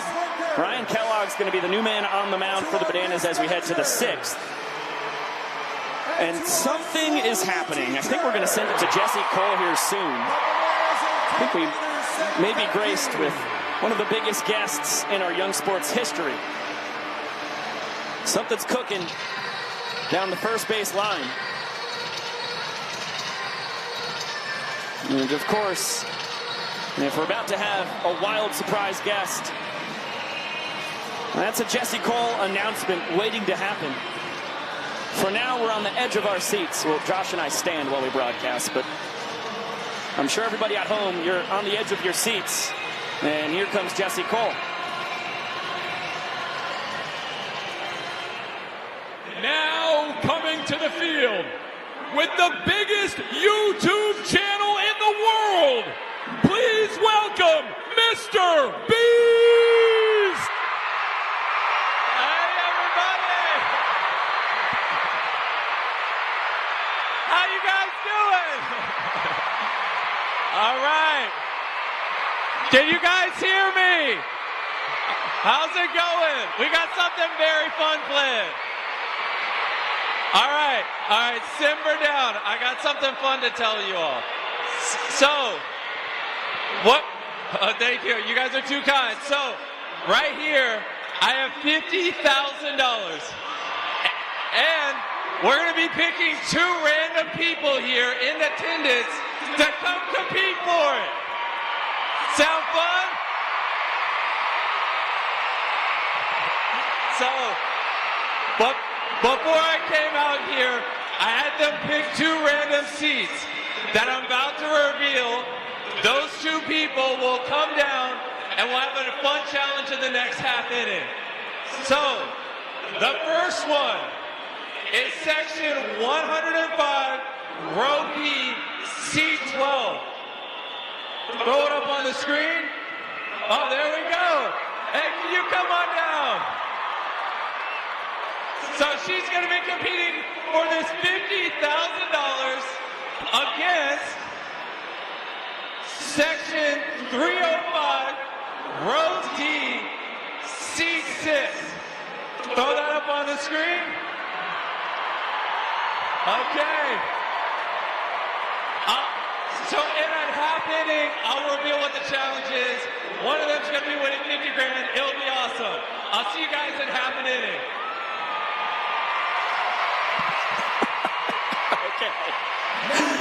Oh, man. It's a bizarre job we have. It's a bizarre sport. I think that may be the wildest cameo we have ever had. We have seen stakes in Banana Ball. Most of the time, these games come down to the 9th inning where every run counts for a point. It's a fact. I'll tell you what, I don't know if we've ever seen greater stakes in a 6th inning in my life. Man, I am so sad they didn't announce one of the fans was in the broadcast booth competing for this $50,000. That would go a long way. They tricked me. They said it was going to be me. They did. They lied It to was me. coming. False promises, man. By the way, straight from that to Jonathan Luters swinging it on a unicycle. He's behind 0-2 against Kellogg and rolls one to the left side. KJ between the legs transfer. Ziggy with the scoop.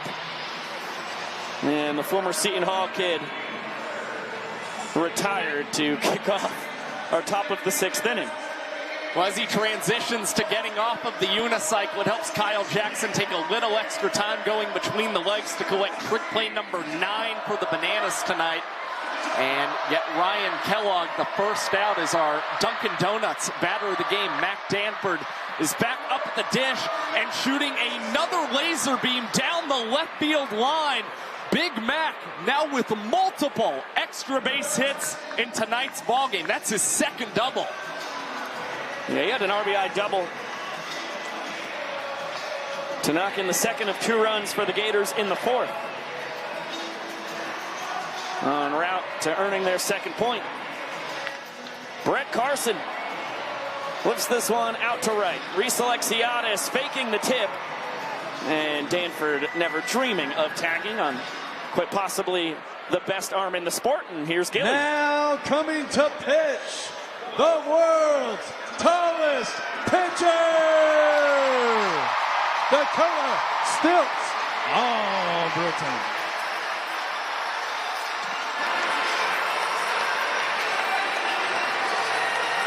This is certified pure mayhem in the 6th inning. MrBeast teases us with some kind of mysterious $50,000 challenge that the fan's going to be the victor of. Then Sunshine Looters grounds into a trick play while hitting on a unicycle. And now the tallest athlete in the world, Dakota Stilts Albritton, who continues to thrive on the mound, takes over to try and grab this last out. This is outing number 34 on the season for Stilts, who has appeared in 14 straight games for the Bananas without allowing an earned run. He just continues to pound the strike zone despite the elevation he gets on the pitcher's mound. And he would like to keep Mac Danford off the board here while getting himself up to 12 whole innings in 2025. Marcos Castillo, a pop out and strikeout so far tonight. And nice stop by Bill Leroy. Blowing no strikes on the Tailgaters right fielder.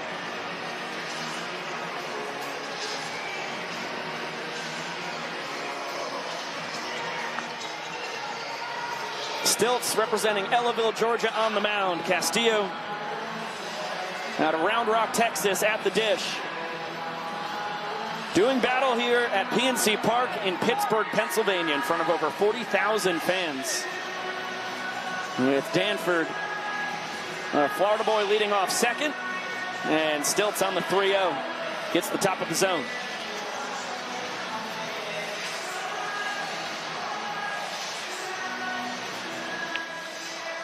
Good job by Albritton.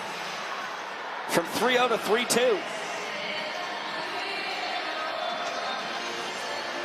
That's Ryan Kellogg's runner on second. He watches anxiously as Castillo bounces this foul. Schnazzy trick play by KJ. Grabbed it behind the back in foul territory, so of course no tally there, and we'll get another payoff.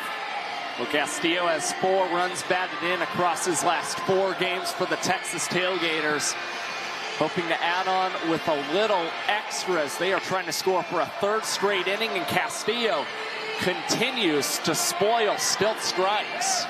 Stilts behind the back on the throw from Bill. Another 3-2, and strike 3. Dakota Stilts Albritton with the K. What a battle to close out the top of the 6th. Just his 2nd strikeout of 2025, the first he has had since February.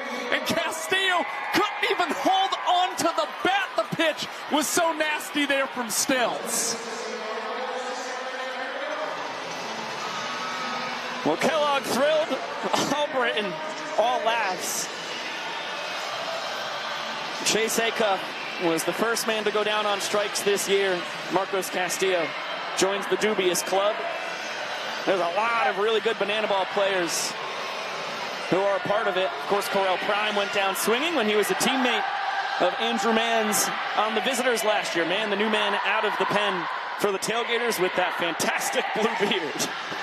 Yeah, a new blue beard at that. He's taken some inspiration from Cole Kitchen and Nick Lopez, who have enjoyed dyeing their mustaches. And the Savannah State product is toeing the slab for the 12th time this season. And currently pitching at his best for the Gators right now as he finds himself on a streak of 7 straight innings pitched without allowing a run to his opponents. The last run he allowed came on the 5th of July against the Party Animals. In the midst of this streak, he has only surrendered 2 hits and has averaged 3 outs in 3 minutes and 13 seconds. Mann has Alex Ziegler in the 10-hole. And then D.R. Meadows and Kyle Jackson at the top. So Ziggy, D.R., and KJ. Everybody who comes to the dish will represent the inning-winning run And a game tied at 2 points each. Another look at the Roberto Clemente Bridge. Here in the city of bridges, one of 446 in Pittsburgh. And we'll get it back down to Jesse Cole. Now it's time for the biggest giveaway in banana ball history. Jimmy, MrBeast, take it away. All right, you guys ready to have some fun? Okay. Okay, so here's what we're going to be doing. We got our first contestant right here, and he will win $50,000 if Chandler, come on out. Don't be shy, come on over. Come on over, Chandler. All right. If the Tailgaters pitcher can get Chandler out, he will win $50,000. But if Chandler gets on base in whatever way, she will win $50,000. Make sense? So it's a $50,000 at bat. Either he gets Chandler out, him and the team, or Chandler gets on base. Let's have some fun.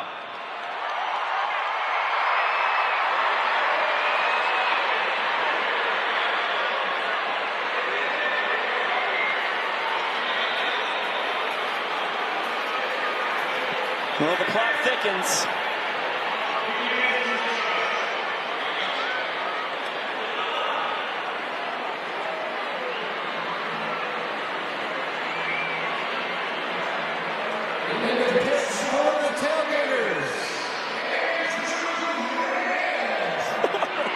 What a moment for Andrew Mann. In the middle of this madness.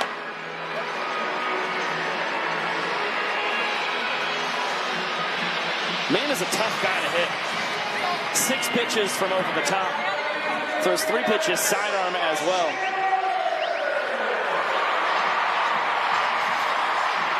And Chandler Halla, with the at-bat of his lifetime. A fan will win $50,000 either way.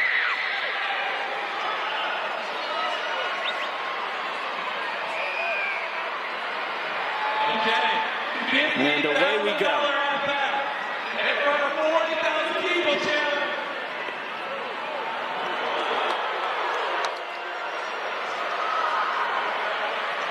How about MrBeast on play-by-play?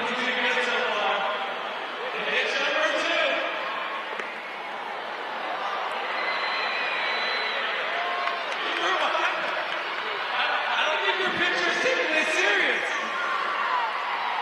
What do you want to say to your pitcher?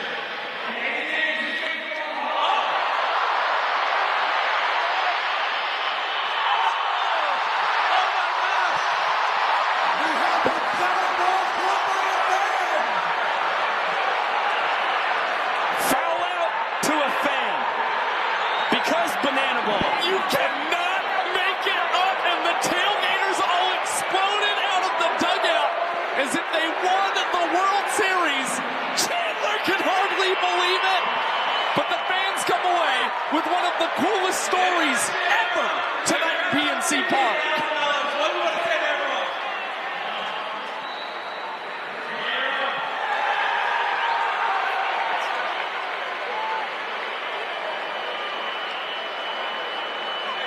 To that fan over there that caught the baseball and won you $50,000, what do you want to say to them? Raise your hand over there.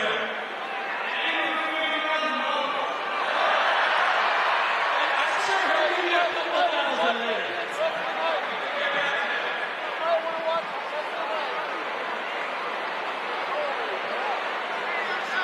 Another look at the most expensive foul ball to a fan in banana ball history. Chandler can't believe it.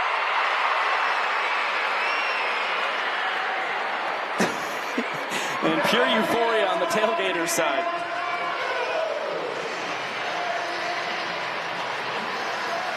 I can't believe the dude with 50K isn't going to split the pot at all.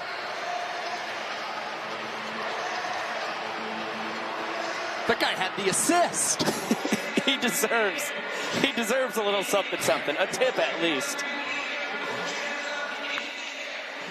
Bouncer to Hussein, between the legs and behind the back, transfers. Oh, got a little too fancy. DR Meadows beat the rap, according to John Byrne, the first base umpire.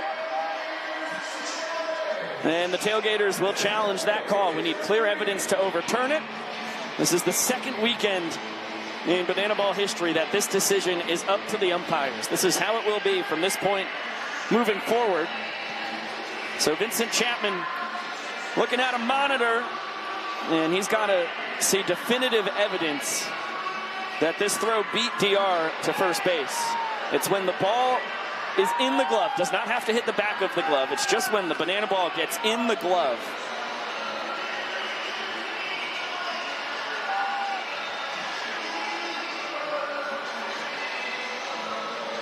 Oh boy. It's as tight as they come. And that angle, that might actually do it. I think I see enough to overturn this call. If Josh and I were still on the sticks, this call would be flipped. Yeah, based on, you can see it right there based as well. on both of the angles we've gotten, especially this one that we can look at right now, I'm of the opinion the ball is in the back of the glove. Meadows not yet firmly planted on that first base bag. He's out. I mean, it's as close as they come. I would not be surprised if the call stands because of a lack of evidence. The ruling on the field is overturned. Call is overturned. The runner is out. So Vincent Chapman saw the same thing we saw up in the booth. Jordan Hussein with his third trick play on the ball game, 27th on the year. Hussein pretty thrilled about claiming another trick play, upping the level of difficulty for himself, and it looked like he was ready to hear it from the crowd, who had some boos after that call was flipped against the Bananas. KJ ahead 2-0 against one of his best friends in the whole world, his former Visitors teammate Andrew Mann. High fly ball, right field, into the seats, not caught by the fans. KJ has flown out into two magnificent trick plays tonight. A backflip catch by Zach Watson in left, a behind-the-back snag by another one of his former Visitors teammates, Indy Stanley, in center. And KJ will grab his team-leading 30-second sprint on the tour, and great defense by the Tailgaters. They get it to all 7 fielders behind the pitcher and catcher in short order in the inning-winning run at first base. K-Jack a perfect 8 for 8 in his stolen base tries this year. Wild ball one to Dan Oberst. Good work by Indy, who's moved from center field to behind the plate. And what a scoop on the slide from the ground. Travis Munoz started the game at second. His first inning at third. It's a web gem to close the 6th. Tested at the hot corner, and Moon passes the test for the Texas Tailgaters. Coming away with the lead out at second, securing a 2-minute and 16-minute inning for Andrew Mann, as it's time for our Bananas Foster Family of the Night. There are over 400,000 children and teens in foster care without a permanent home. Look around. That's enough to fill PNC Park 10 times with the amount of kiddos currently experiencing foster care. To raise awareness and support this community, we created Bananas Foster, the official nonprofit of Banana Ball. Our organization is dedicated to celebrating those who are already doing amazing things in the foster care world, while educating and inspiring others to get involved. Tonight, we are celebrating the Salaney family. Brandon and Lindsay knew that they had extra space in their home and their hearts for kids in need, and so they became licensed foster parents 8 years ago. Brandon is a teacher, and Lindsay is a mental health counselor. And together, with their love to share and their specialized skills to help, they have welcomed infants, teens, and everywhere in between. In total, they have welcomed 9 amazing children into their home. Fans, please help us celebrate this incredible family so that we can applaud them for all that they do for the foster care community.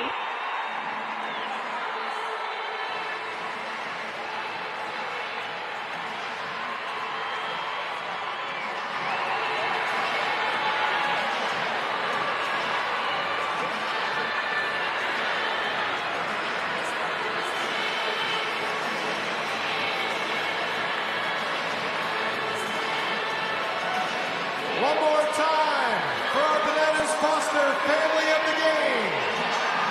Remember, you still have time to win big and help Bananas Foster and Pirates charities with tonight's 50-50 raffle. Buy your tickets ready to sell them here at PNC. Oh, another huge shout out to Brandon and Lindsay, our Bananas Foster family of the night. Here's how you can support foster families around the United States. We will be right back.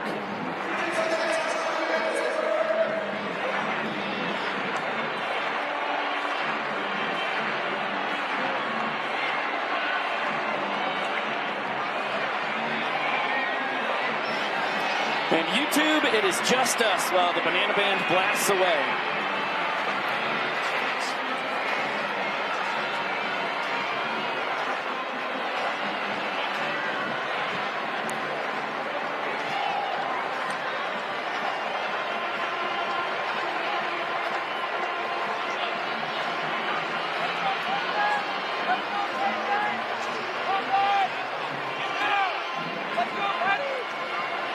Man,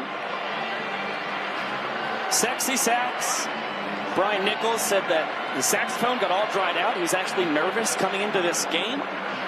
I mean, he's jamming away like you wouldn't believe. I think everything's going hunky-dory for him. He said the weather had actually affected his saxophone. Nobody messes with sexy sax's sax. Took him to the shop. They did as much as they possibly could for him.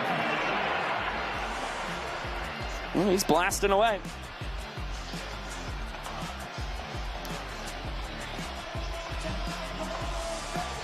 Welcome back to Banana Ball Live on TruTV and HBO Max. An inning ago, MrBeast put $50,000 on the line.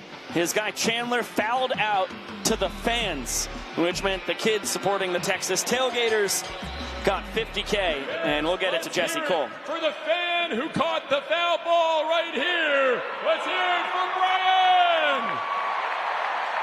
Hey, Brian, we have one more thing. Yes. Me and Jesse over here wanted to also give you $10,000 for being Chandler.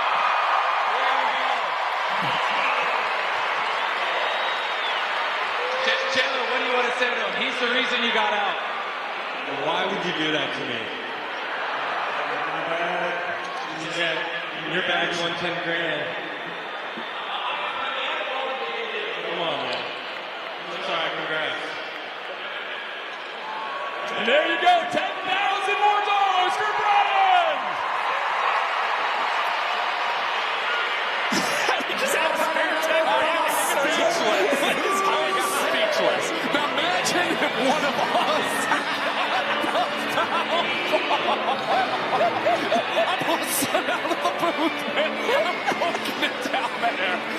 I'll tell you a guy who would be thrilled for you is Andy Archer, the new man on the mound.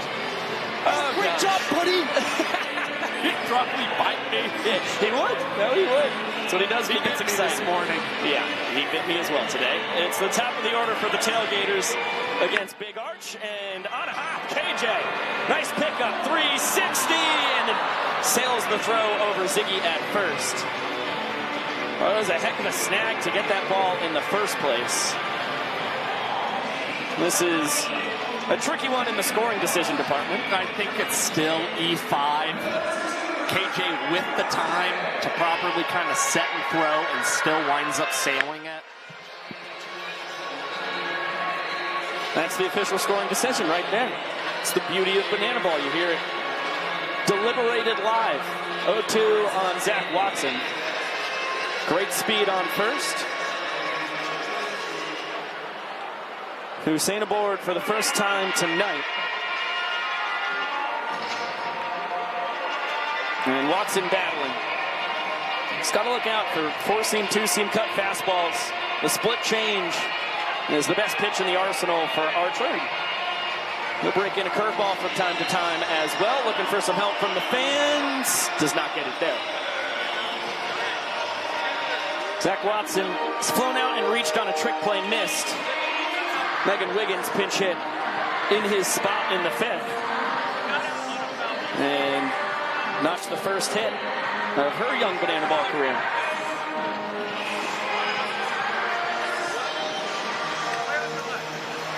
Another opportunity for the folks in the seats.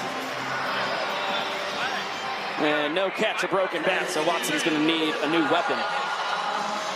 I like the strategy Archer and Villeroy have taken here against Zach Watson, continuing to try and run the ball in on his hands, jam him. Haven't been able to induce the fan-caught foul ball they may have wanted, but I don't think that they're going to try and deviate from that game plan as Watson hits another one back to the screen.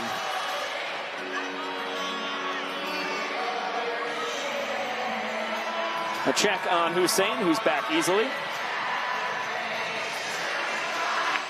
And another foul ball. That one into the Tailgaters dugout. Heck of a fight between Archer and Watson here. And it's going to end with a bouncer that deflects from KJ off our third base umpire, Kelly Dine. And another interesting scoring decision to be had here. This one a little more interesting than the last, I must admit. A little spicier. We're not going to have time for a replay because that's banana ball. Nick Lopez already has a ball. 2 on, no outs, and Nick Lopez pieces this one out to right. See you later. Big bat flip on the 3-run jack.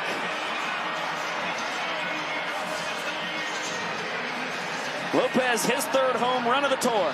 He has far and away been the best bat on the Texas Tailgaters in their first year in franchise history. Was a 2024 second-team All-American at Kentucky last season. And now he comes away with his third home run of the season. And Lopez, the only Tailgater this year who's accumulated an offensive win for his squad. He is very much having a season similar to what we saw from Logan Lacey on the Firefighters last year. Wow, fastball off the helmet of Indy Stanley right after the home run. Not on purpose. I can confirm that. But not what you want to see at all. Now, Indy, for his troubles, hit by a pitch for the 7th time this year. This is only his 25th game played. That's best on the Tailgaters by a good margin, as that one just over the leaping try of Jackson Olsen. Jason Arendt, in his first trip to the dish, has himself a knock.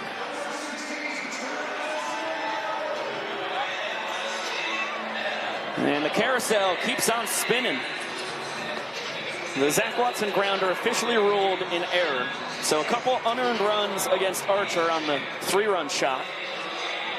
And then he follows it by plunking Indy, giving up that flared single, and now a spinner into right. And that's going to be another hit for Munoz. Perfect throw home! And gunned down at the dish. Joe Nelson Smith, the designated runner, a dead duck. Perfect strike from Super Reese. Well, he was looking forward to being able to run a little more wild against the Savannah Bananas this weekend, but just ran into the buzzsaw that is Reese Alexiadis' cannon of an arm in right field. Nonetheless, the hits keep coming from the Tailgaters. Jonathan Luters with an RBI knock, and men up to the corners now for the Tailgaters, who have put up 4 in the 7th. And great hustle from Munoz going first to third as well. Another look at the knock from the Seton Hall Pirate here in the home of the Pittsburgh Pirates. So runners at the corners. And Mac Danford doubles in each of his last 2 at-bats.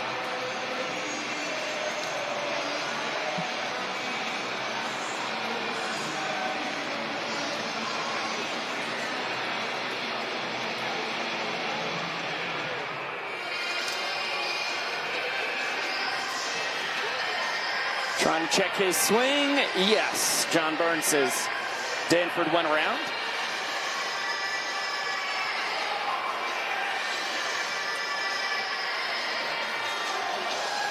And an opportunity for the fans.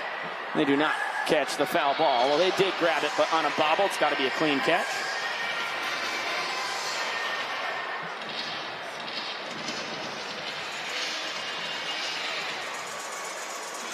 The 1-2. Back to Archer, tries to go behind the back. It bounces off of him, and he will finally get himself an out. Of course, Alexiadis grabbed in the first one, so 2 down now with Looters up to second. And another run home for the Tailgaters. You get another look there. Nice recovery from Andy Archer and being able to throw off balance to retire Mac Danford. A pretty massive second out, but the lead in the inning is extended for the Tailgaters, now up 5. 2 balls and no strikes on Brett Carson. Trying to join in on the fun. 0 for 3 on the night thus far. Foul ball not caught by the fans. Carson, the designated hitter. Spinning this one. It's going to drop in front of Alexiadis. Another chance for Super Reese. This throw off line. Bill Leroy with the diving tag. And Vincent Chapman with an emphatic out call. I think we're going to get another challenge from the Tailgaters. Oh, no. They're going to decide against it. They're up 5-0 in the inning. And Coach Joe Mikulik says, nah, not worth it just in case. This call can't be overturned. Rather use it in a more critical juncture instead of when I've got 5 runs. Trying to turn that into a point already. That's a smart move from the Texas Tailgaters. A strategy I like to see definitely in that 8th inning, or especially in the 9th when everyone's counting for a point and they might need some insurance or comeback runs. Good to have that challenge in their back pocket. Specialty entrance coming.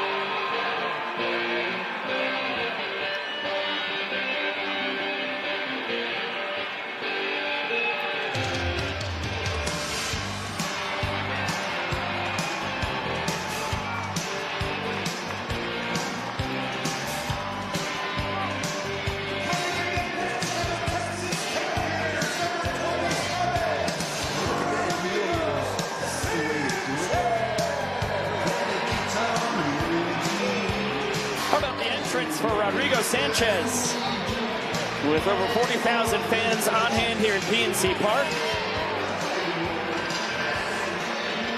The McAllen, Texas native banging the drums.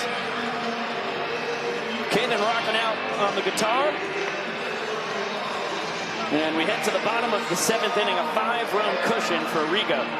You get to look at his skills on the drum set for the Texas Tailgaters. Sanchez played collegiately at William Penn University and Colorado Northwestern Community College. And in 3 of his last 4 outings, he's thrown scoreless frames and earned 2 points in the process. Like Colin Stone, who we saw earlier, control, the biggest thing to emphasize for Rodrigo Sanchez. It can elude him at times. Ty Jackson sending the ball to the seats. And the fans do not catch it. Pinch hit opportunity here in the DH spot. Swinging it for Dan Oberst, 2-2 to tie. Able to hold off.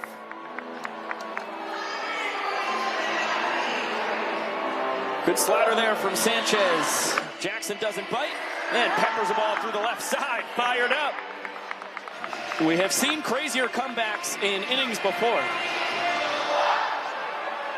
In fact, saw the Bananas mount a 5-run inning a couple weekends ago. The only problem is the firefighters had put up 6 runs in the top half of that frame. So Marshall Schill was able to hold on to earn the point. Ryan Cox survives a foul ball into the seats of his hometown fans. And bounces this one to Danford. There's one at second. Hussein lost the ball on the transfer. Ty Jackson pulling the old 6-7. Which is surprisingly similar to that was not a clean catch in the stands, that was juggled sign that the umpires gave. That was a 3-6. Correct. How is that a 6-7? Right. Somehow, we got to get Hussein to get the ball to Watson, and there being out involved. Then you can make it happen. Wow, leaping attempt at a catch. It's caught on the ricochet, but it has to be a clean snag. And there's Vincent doing that ball was juggled, not caught cleanly. /6-7 announcement. Dealer's choice. Wow. Cox picked off first. Yeah, you bet. So Rodrigo Sanchez steals himself a second out. And just like that, the Bananas down to their final strike here in the 7th. Tailgaters trying to take the lead in points for a 3rd time tonight. And Rack able to get a piece of the payoff. We'll do it again. Weird inning.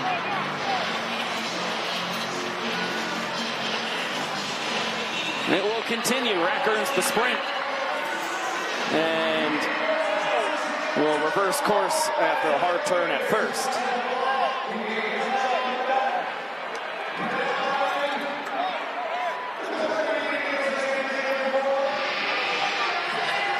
And Bill Leroy will try and pass the baton. Sure, you can do the math at home, but the Bananas need 4 base runners before they could dream of tying the 7th inning. And for a second straight hitter, they are down to their final strike. Cruz off for second. Throw from Stanley offline. Even if it was a strike, Rack got a good enough jump. I think he was going to make it pretty easily. That's his 6th stolen base of the tour and as many tries. And Leroy with the foul ball not caught by the fans. Well, surprisingly aggressive move from Robert Anthony Cruz, running on a 2-strike pitch with the Bananas just trying to hang in here in the bottom of the 7th. Now Leroy sends a liner into the stands down the left field line, and nobody coming away with the snag.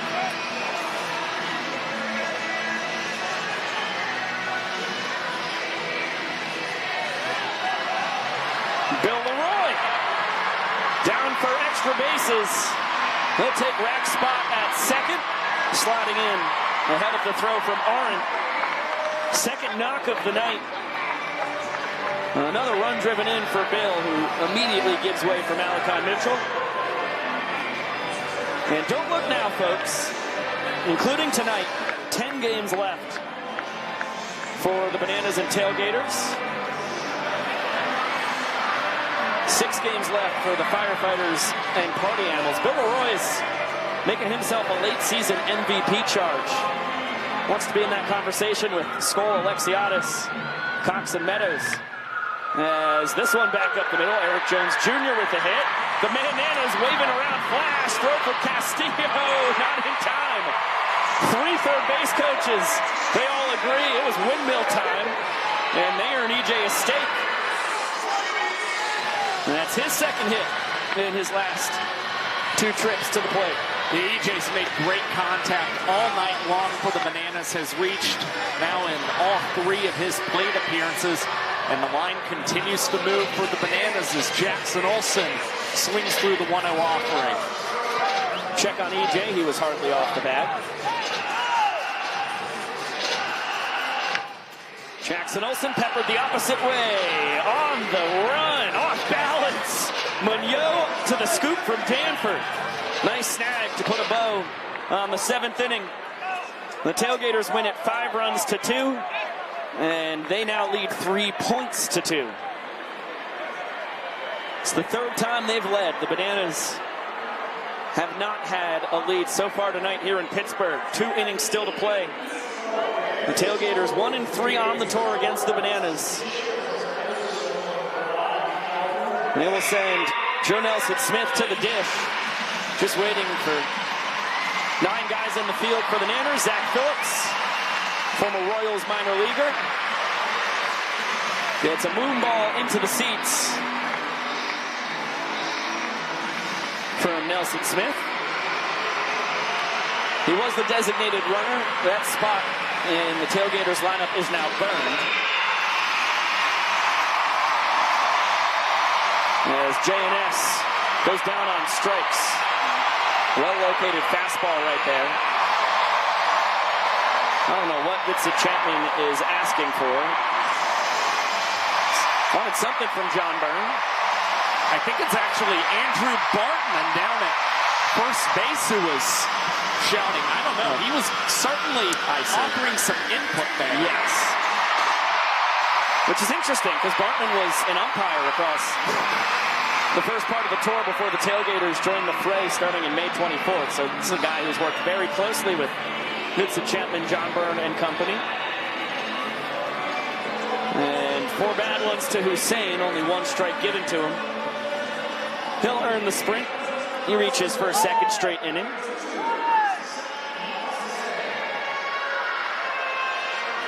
Last time it was on the E5 that started the 5-run rally. Watson reached on an E5 as well. Certainly not the start you draw for Andy Archer. Only 1 of the 5 runs he gave up was earned. And now DR Meadows backpedaling. We'll grab that one and take care of Watson for the 2nd out. And it's the man who had the lone earned run against Andy Archer, Nick Lopez, up at the box, swinging it from the right side and rolling one past Ryan Cox up the middle and into center field. Tailgaters trying to keep their lives alive here in the top of the 8th against Zach Phillips. And Lopez is the gift that keeps on giving. And Indy Stanley to a sliding stop from Cox. He had no play. It'll be an infield single. He's having himself a heck of a tour as well. It's been good protection for Nick Lopez. Now the bases are loaded. 2 outs.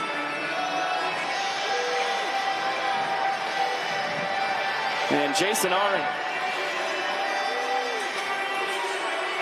1 for 1 with a single. Foul ball not caught by the fans. Ball and a strike, nowhere to put. And the Tailgaters right fielder, who's ahead 2-1 now. He lifts this one to the right side into foul territory. Alexiadis runs out of room. The fans can't make the play. And deuces are wild. Hussein at 3rd, Lopez at 2nd. Stanley just gives way to Nelson Smith at 1st, which is technically illegal. Who cares? Zach Phillips leaves the bases loaded. Huge K to put up a goose egg and strand 3 in the 8th. Despite the bases full for the Tailgaters in the top half of the inning, it is still just a 3-minute and 13-second inning for Zach Phillips. It just shows you how quick he is working out on the pitcher's mound when he gets the ball back. And the Tailgaters are already pitching to Alex Ziegler here in the bottom half with new man Brett Carson on the mound. And how about this? The Butler kid, Alex Ziegler, is going to get the single into right field. Ziggy now 1 for 2 on the night. Butler, Pennsylvania, about an hour northeast of Pittsburgh. This is Ziggy's town. He said he probably has over 5,000 members of friends and family, some kind of affiliation to him in the ballpark across tonight and tomorrow night. As DR gives the fans some action. And no dice.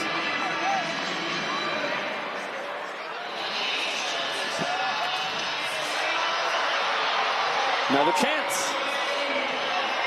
DR lives to see another pitch. Meadows 0 for 2, had the walk-off sprint to win the 3rd inning. Pokes this one deep out to right. Aren't a long run is going to clean it up.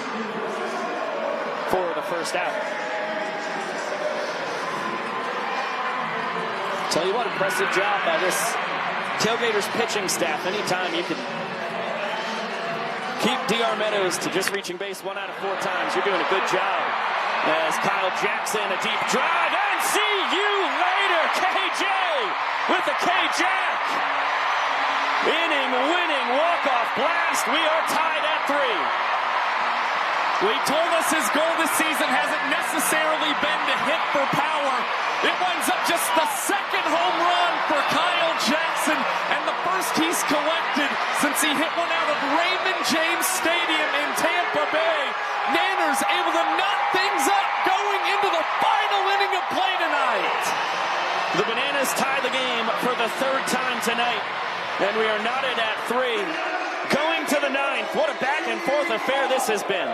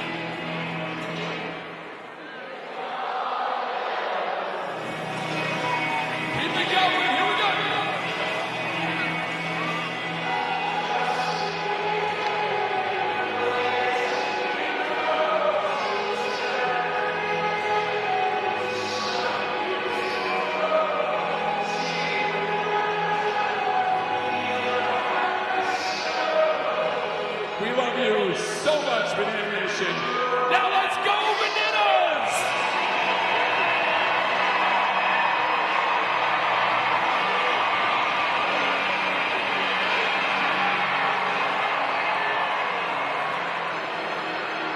And the sound of the bells means it's time to cast our gaze on the scoreboard heading into the top of the 9th inning. The score is 3 points for the Savannah Bananas and 3 points for the Texas Tailgaters. But here is the thing about the game of banana ball. In the final inning, every run counts for a point. That means the red-hot bats of the Texas Tailgaters are looking to get some points back on the board. On the other hand, ladies and gentlemen, the Savannah Bananas can hold them off here and have a chance to walk off in an epic night here in Pittsburgh. Ladies and gentlemen. Welcome back to Banana Ball live on TruTV and HBO Max. During the break, heading into the 9th inning, we turned out the lights here in PNC Park, and the over 40,000 fans on hand brought out their lights. Final inning means that every run scored counts as a point. Of course, that does not matter when we enter tied, as we are tonight in a 3-3 game. If we remain tied at the end of the 9th, we will go to showdowns, where the Tailgaters have been superb here in 2025. Yeah, it's definitely pretty exciting, but the Tailgaters could not afford to let the Bananas get back in this ball game and knot things up. Because you look at the numbers from Danny Hosley in Major League Parks this year, he has been practically unhittable. An earned run average at 1 in 18 innings pitched, and he's averaged 3 outs in just a hair over 3 minutes this season. It's that bulk and change that continues to be the standout pitch for Danny Hosley, and has been the reason he's at a strikeout rate of 27% or better in every season since he joined in 2023. If the Tailgaters can take their 4th lead of the night and pull out a W, Travis Munoz is going to be your showman of the night.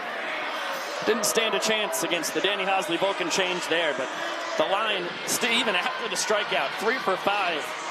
with a home run and a double. A couple runs driven in, couple runs scored. He's been fantastic defensively, both at second and third base.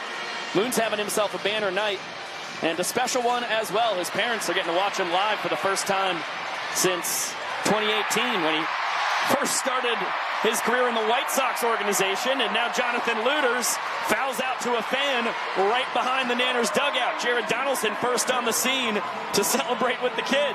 And it's the first one tonight that's in favor of the Savannah Bananas. Not quite what we were expecting. We figured we'd see it much earlier in tonight's game. That youngster with a really nice grab. And now Hosley, 2 outs on 4 pitches. Luters 1 for 3 on the evening after the fan retires him. And now Mac Danford, who's having himself a heck of an evening as well. A couple runs driven in, a couple doubles. Does not bite on the 12-6 curveball from Hosley. Fastball is in the low 90s. There's a reason. And the kid out of Vienna, Virginia on the bump is one of the best to ever throw it in our young sports history. The brighter the lights, the better he gets. As that one just misses. Dangerous count against the guy with the most juice on the Tailgaters. And Danford gets himself a barrel, but can't get it over the head of Rack. 3 up, 3 down. A strikeout, a foul out to a fan, a fly out to his left fielder, Danny Hosley. Terrific in the top of the 9th. We are tied at 3, going to the bottom of the 9th inning. Tailgaters trying to force showdowns. Ladies and gentlemen, the Bananas have an opportunity to walk it off here. If we are still tied at the end of the 9th inning, it will become a Banana Ball showdown.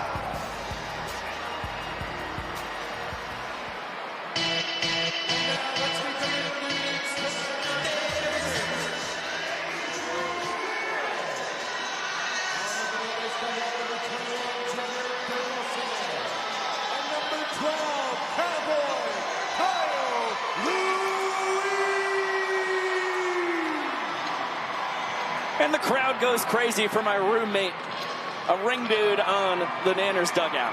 Why wouldn't they? Just for you folks on YouTube, our wonderful friends, we watched the 3rd Hobbit movie last night. Josh and Chad joined us in our room.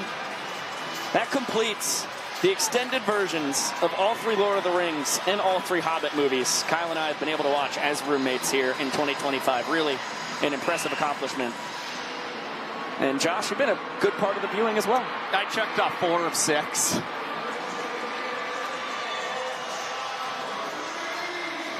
You are watching Banana Ball live on TruTV and HBO Max from Pittsburgh, Pennsylvania.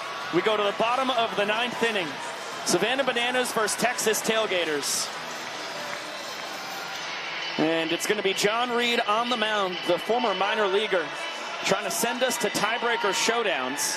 3, 4, and 5 due to swing it for the Nanners. Dan Oberst, Reese Alexiadis, and Ryan Cox.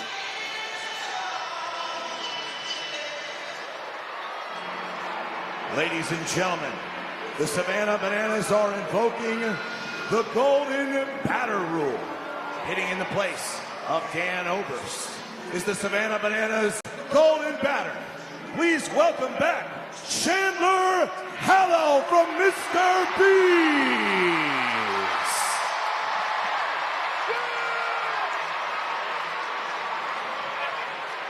Well, a chance for redemption for Chandler. He fouled out to a fan with $50,000 on the line. That was back in the 6th inning.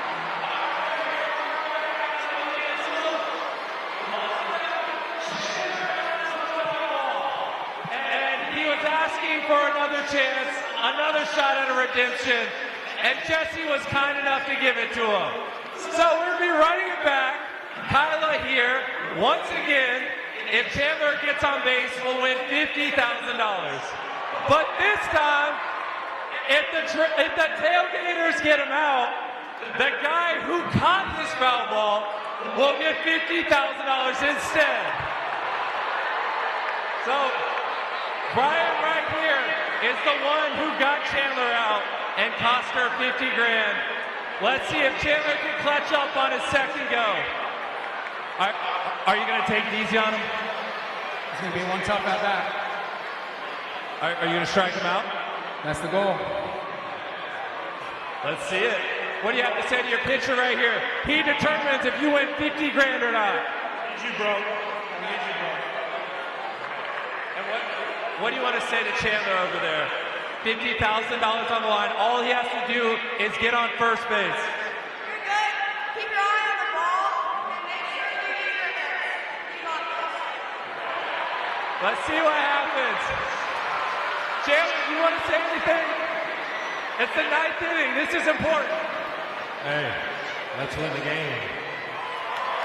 All right, let's see what happens.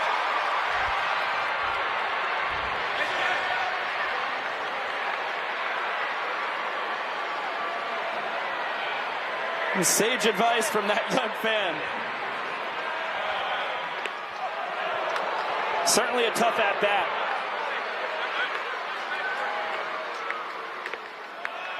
John Reed, former Nationals minor leaguer.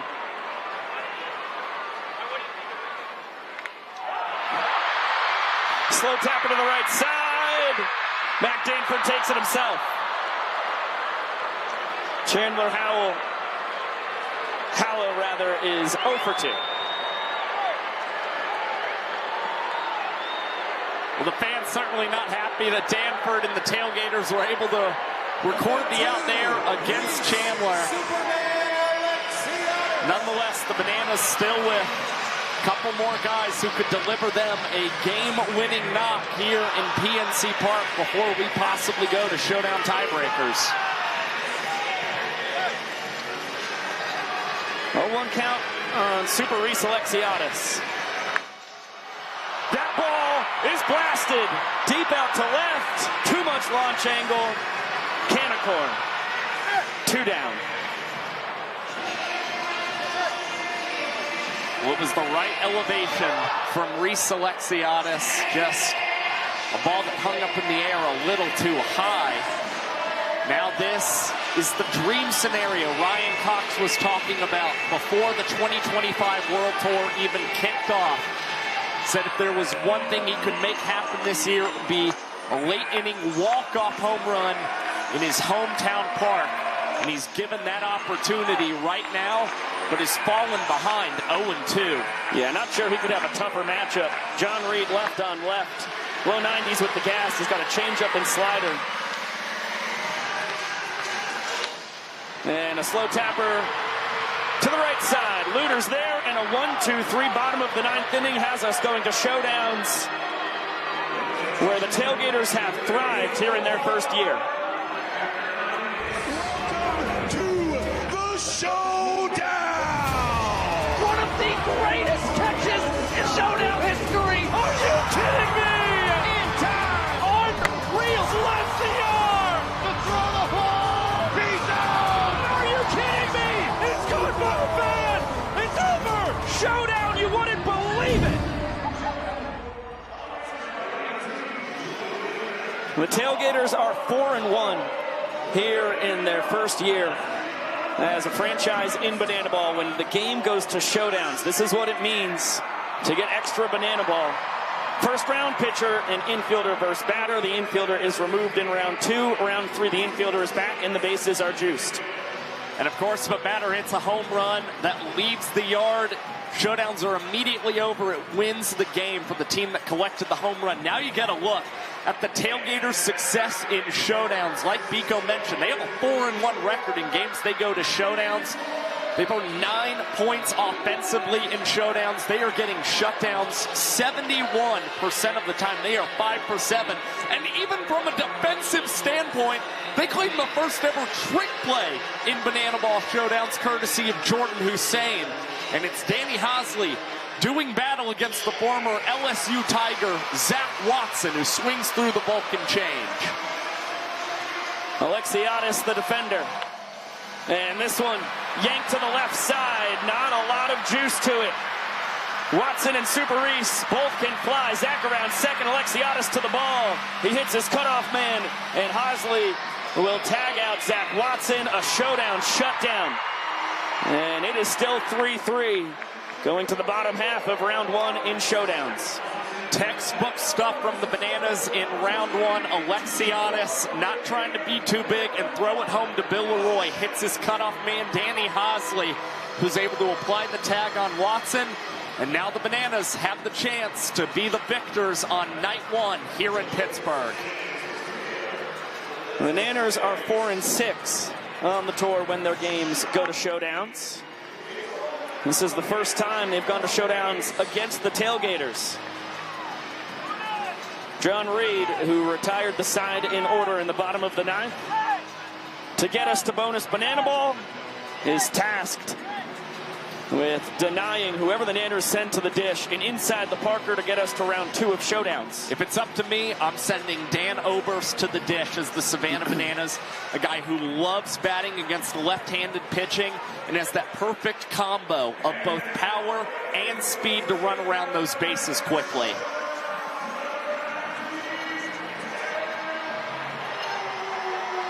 Great minds think alike. Tyler Gillum, Adam Byron, Eric Fox, they say Dan Oberst is their man, the 7-year Banana. The 2021 Gulf South Conference Player of the Year.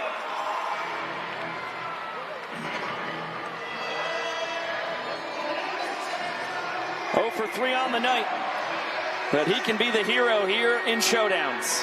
Dan has 3 walk-offs in 9 opportunities this season for the Savannah Bananas. I'm sure they expected that number to be a little bit higher, but again, on paper, this is the matchup that they want right now. A ball and a strike on the Bananas' designated hitter, Jordan Hussein, the fielder behind John Reed. Chopper to the right side. Hussein should be able to track this down without too much difficulty. He's to the ball. Oberst around second. Jordan hits John Reed. And now it's his turn to stand in the way of Oberst and home plate. He does his job. We're going to round 2.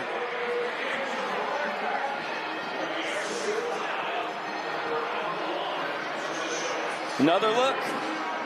Danny Hosley and John Reed both do their job and do soft contact. Produce easy plays for their lone fielder. And neither catcher has to get involved in the play between third and home. So we go to our second round. The fielder is taken away. And after dueling showdown shutdowns, we're still knotted at 3 points each. Well, this is where it's perfect to have Danny Hosley on the pitcher's mound. Again, he's had a strikeout rate of 27% or better in all 3 of his Banana Ball World Tours. He's a guy who's able to get outs without the ball having to be put in play.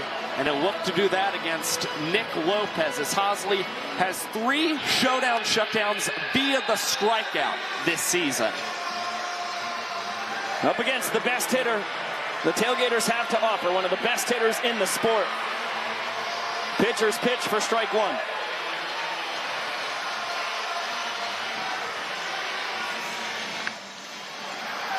And Nick Lopez behind 0-2 as he bounces the foul ball off the second deck.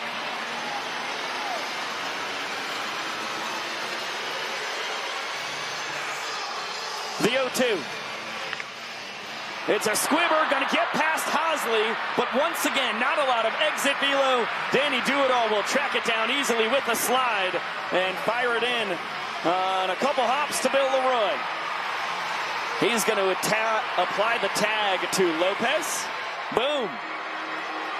And that is 2 showdown shutdowns for Danny Do-It-All. Still no score in showdowns. We're knotted at 3 points each. Soft enough contact that it works from Danny Hosley. A couple skips off the mound help him as well. And the man who can play everywhere on the diamond has no problem offering the throw home to Bill Leroy to secure a 2nd straight shutdown. Well, we can see who's going to swing it for the Nanners in round 2.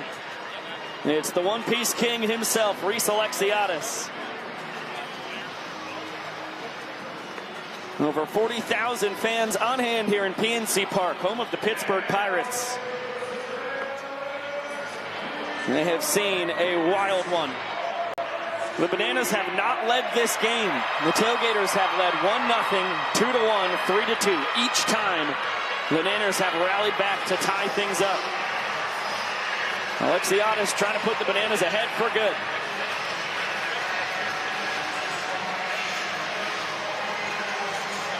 Fastball for strike one.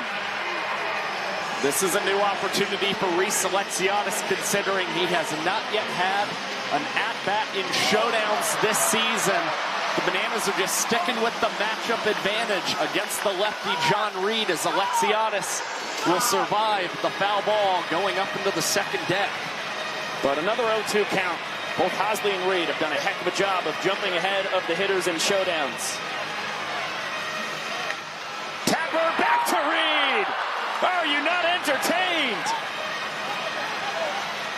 Some trick play fun. We're going to have to wait for Hosley to trot the full 360. Indiana Stanley's going to cut the distance. A tag. There is the tag. And 4 straight showdown shutdowns. We are going to round 3, where the bases will be loaded. The plot thickens. And what a job by the pride of Glendora, California, taking care of the Manhattan Beach Kid.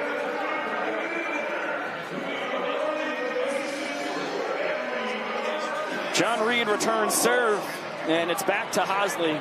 Now the bag's juiced. Kyle Jackson is going to be the defender after Alexiadis was the defender round 1. You could see Joe Nelson Smith on third base.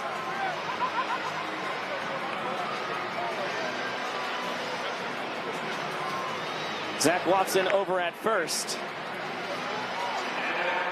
And it was tough to tell who's out on second base. I don't know if you've got a better view than I, Josh. Dude, I wear a -8 contact. Yeah, this is the second hottest press box that we have had the pleasure of being in. It only trails Nats Park. It's a different world out there at second. We missed him on the camera. Mystery man. Who needs to know? Indiana Stanley at the dish. That's the important part. And he gets a fastball on the outside corner for strike one.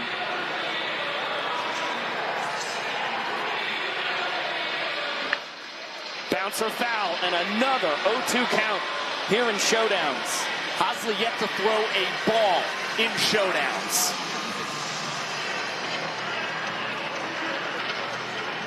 The 0-2. Called strike 3. Front door bender on the 12-6. Another showdown shutdown for Danny Do-It-All. Ice in his veins. Hosley and the Bananas coming away with frozen pizza against Indiana Stanley to send them to the bottom half of round 3 in prime position to claim the victory against the Gators. Through 3 rounds of showdowns, Danny Hosley never threw a ball. And what a mountain of a task he has handed Johnny Reed, who has been able to match Hosley's showdown shutdowns thus far, but now he cannot allow Ty Jackson to score from third base. That's the only guy who matters. Meadows on second, Mitchell on first. They are ancillary characters. Ty Toothline, 90 feet away, represents the game-winning run.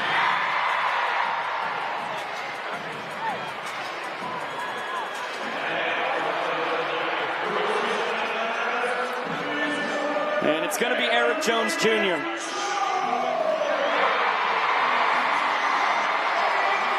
who, if the Bananas can win this ball game, was our favorite for showman of the night before we got to showdowns. And now he can be the hero. He's had 3 laser beams off the bat tonight, 2 for 3 on his ledger. It's honestly surprising the Bananas didn't go to him earlier. CJ blasts this one deep to left field, and it is a walk-off game-winning grand slam in round 3 of showdowns for Eric Jones Jr.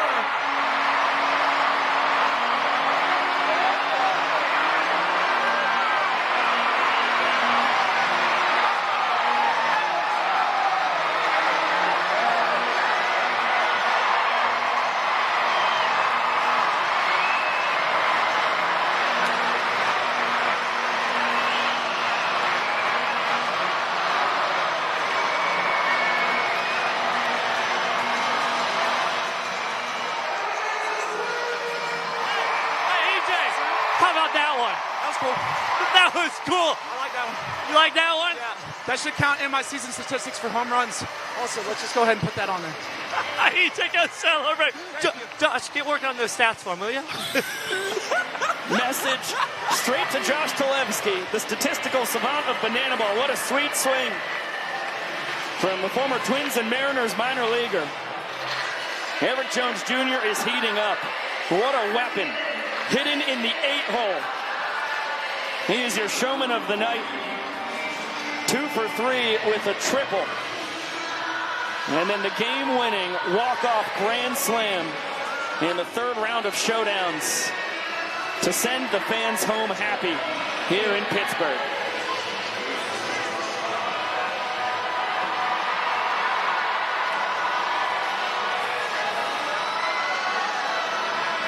Victory dance complete. The Niners have won 19 of their last 21 games.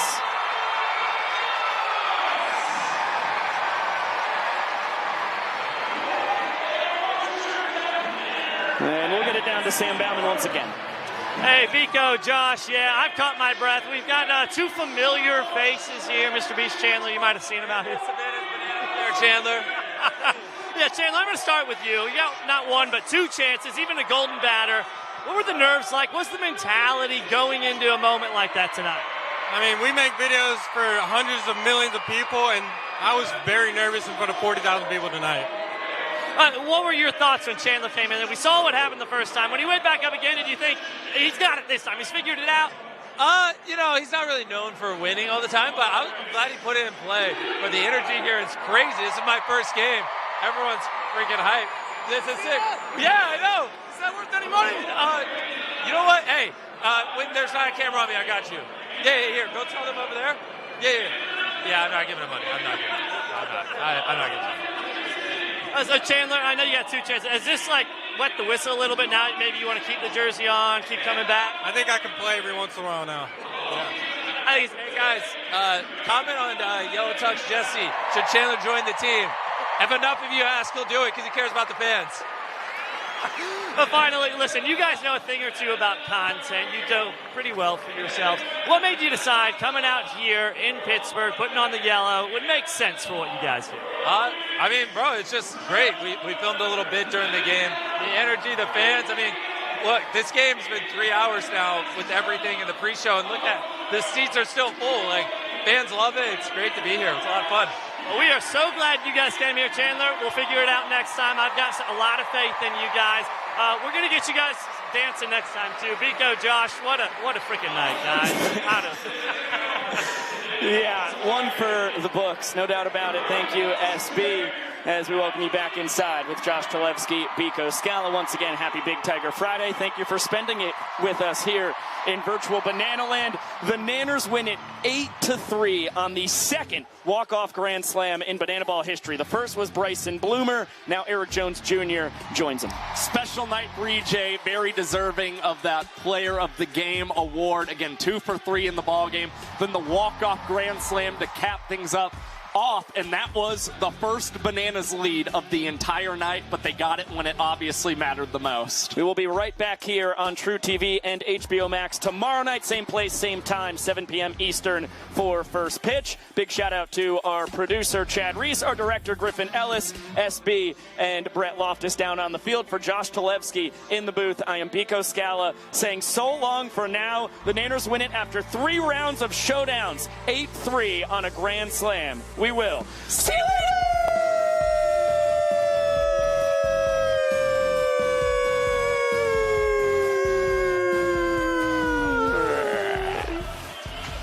Feastables.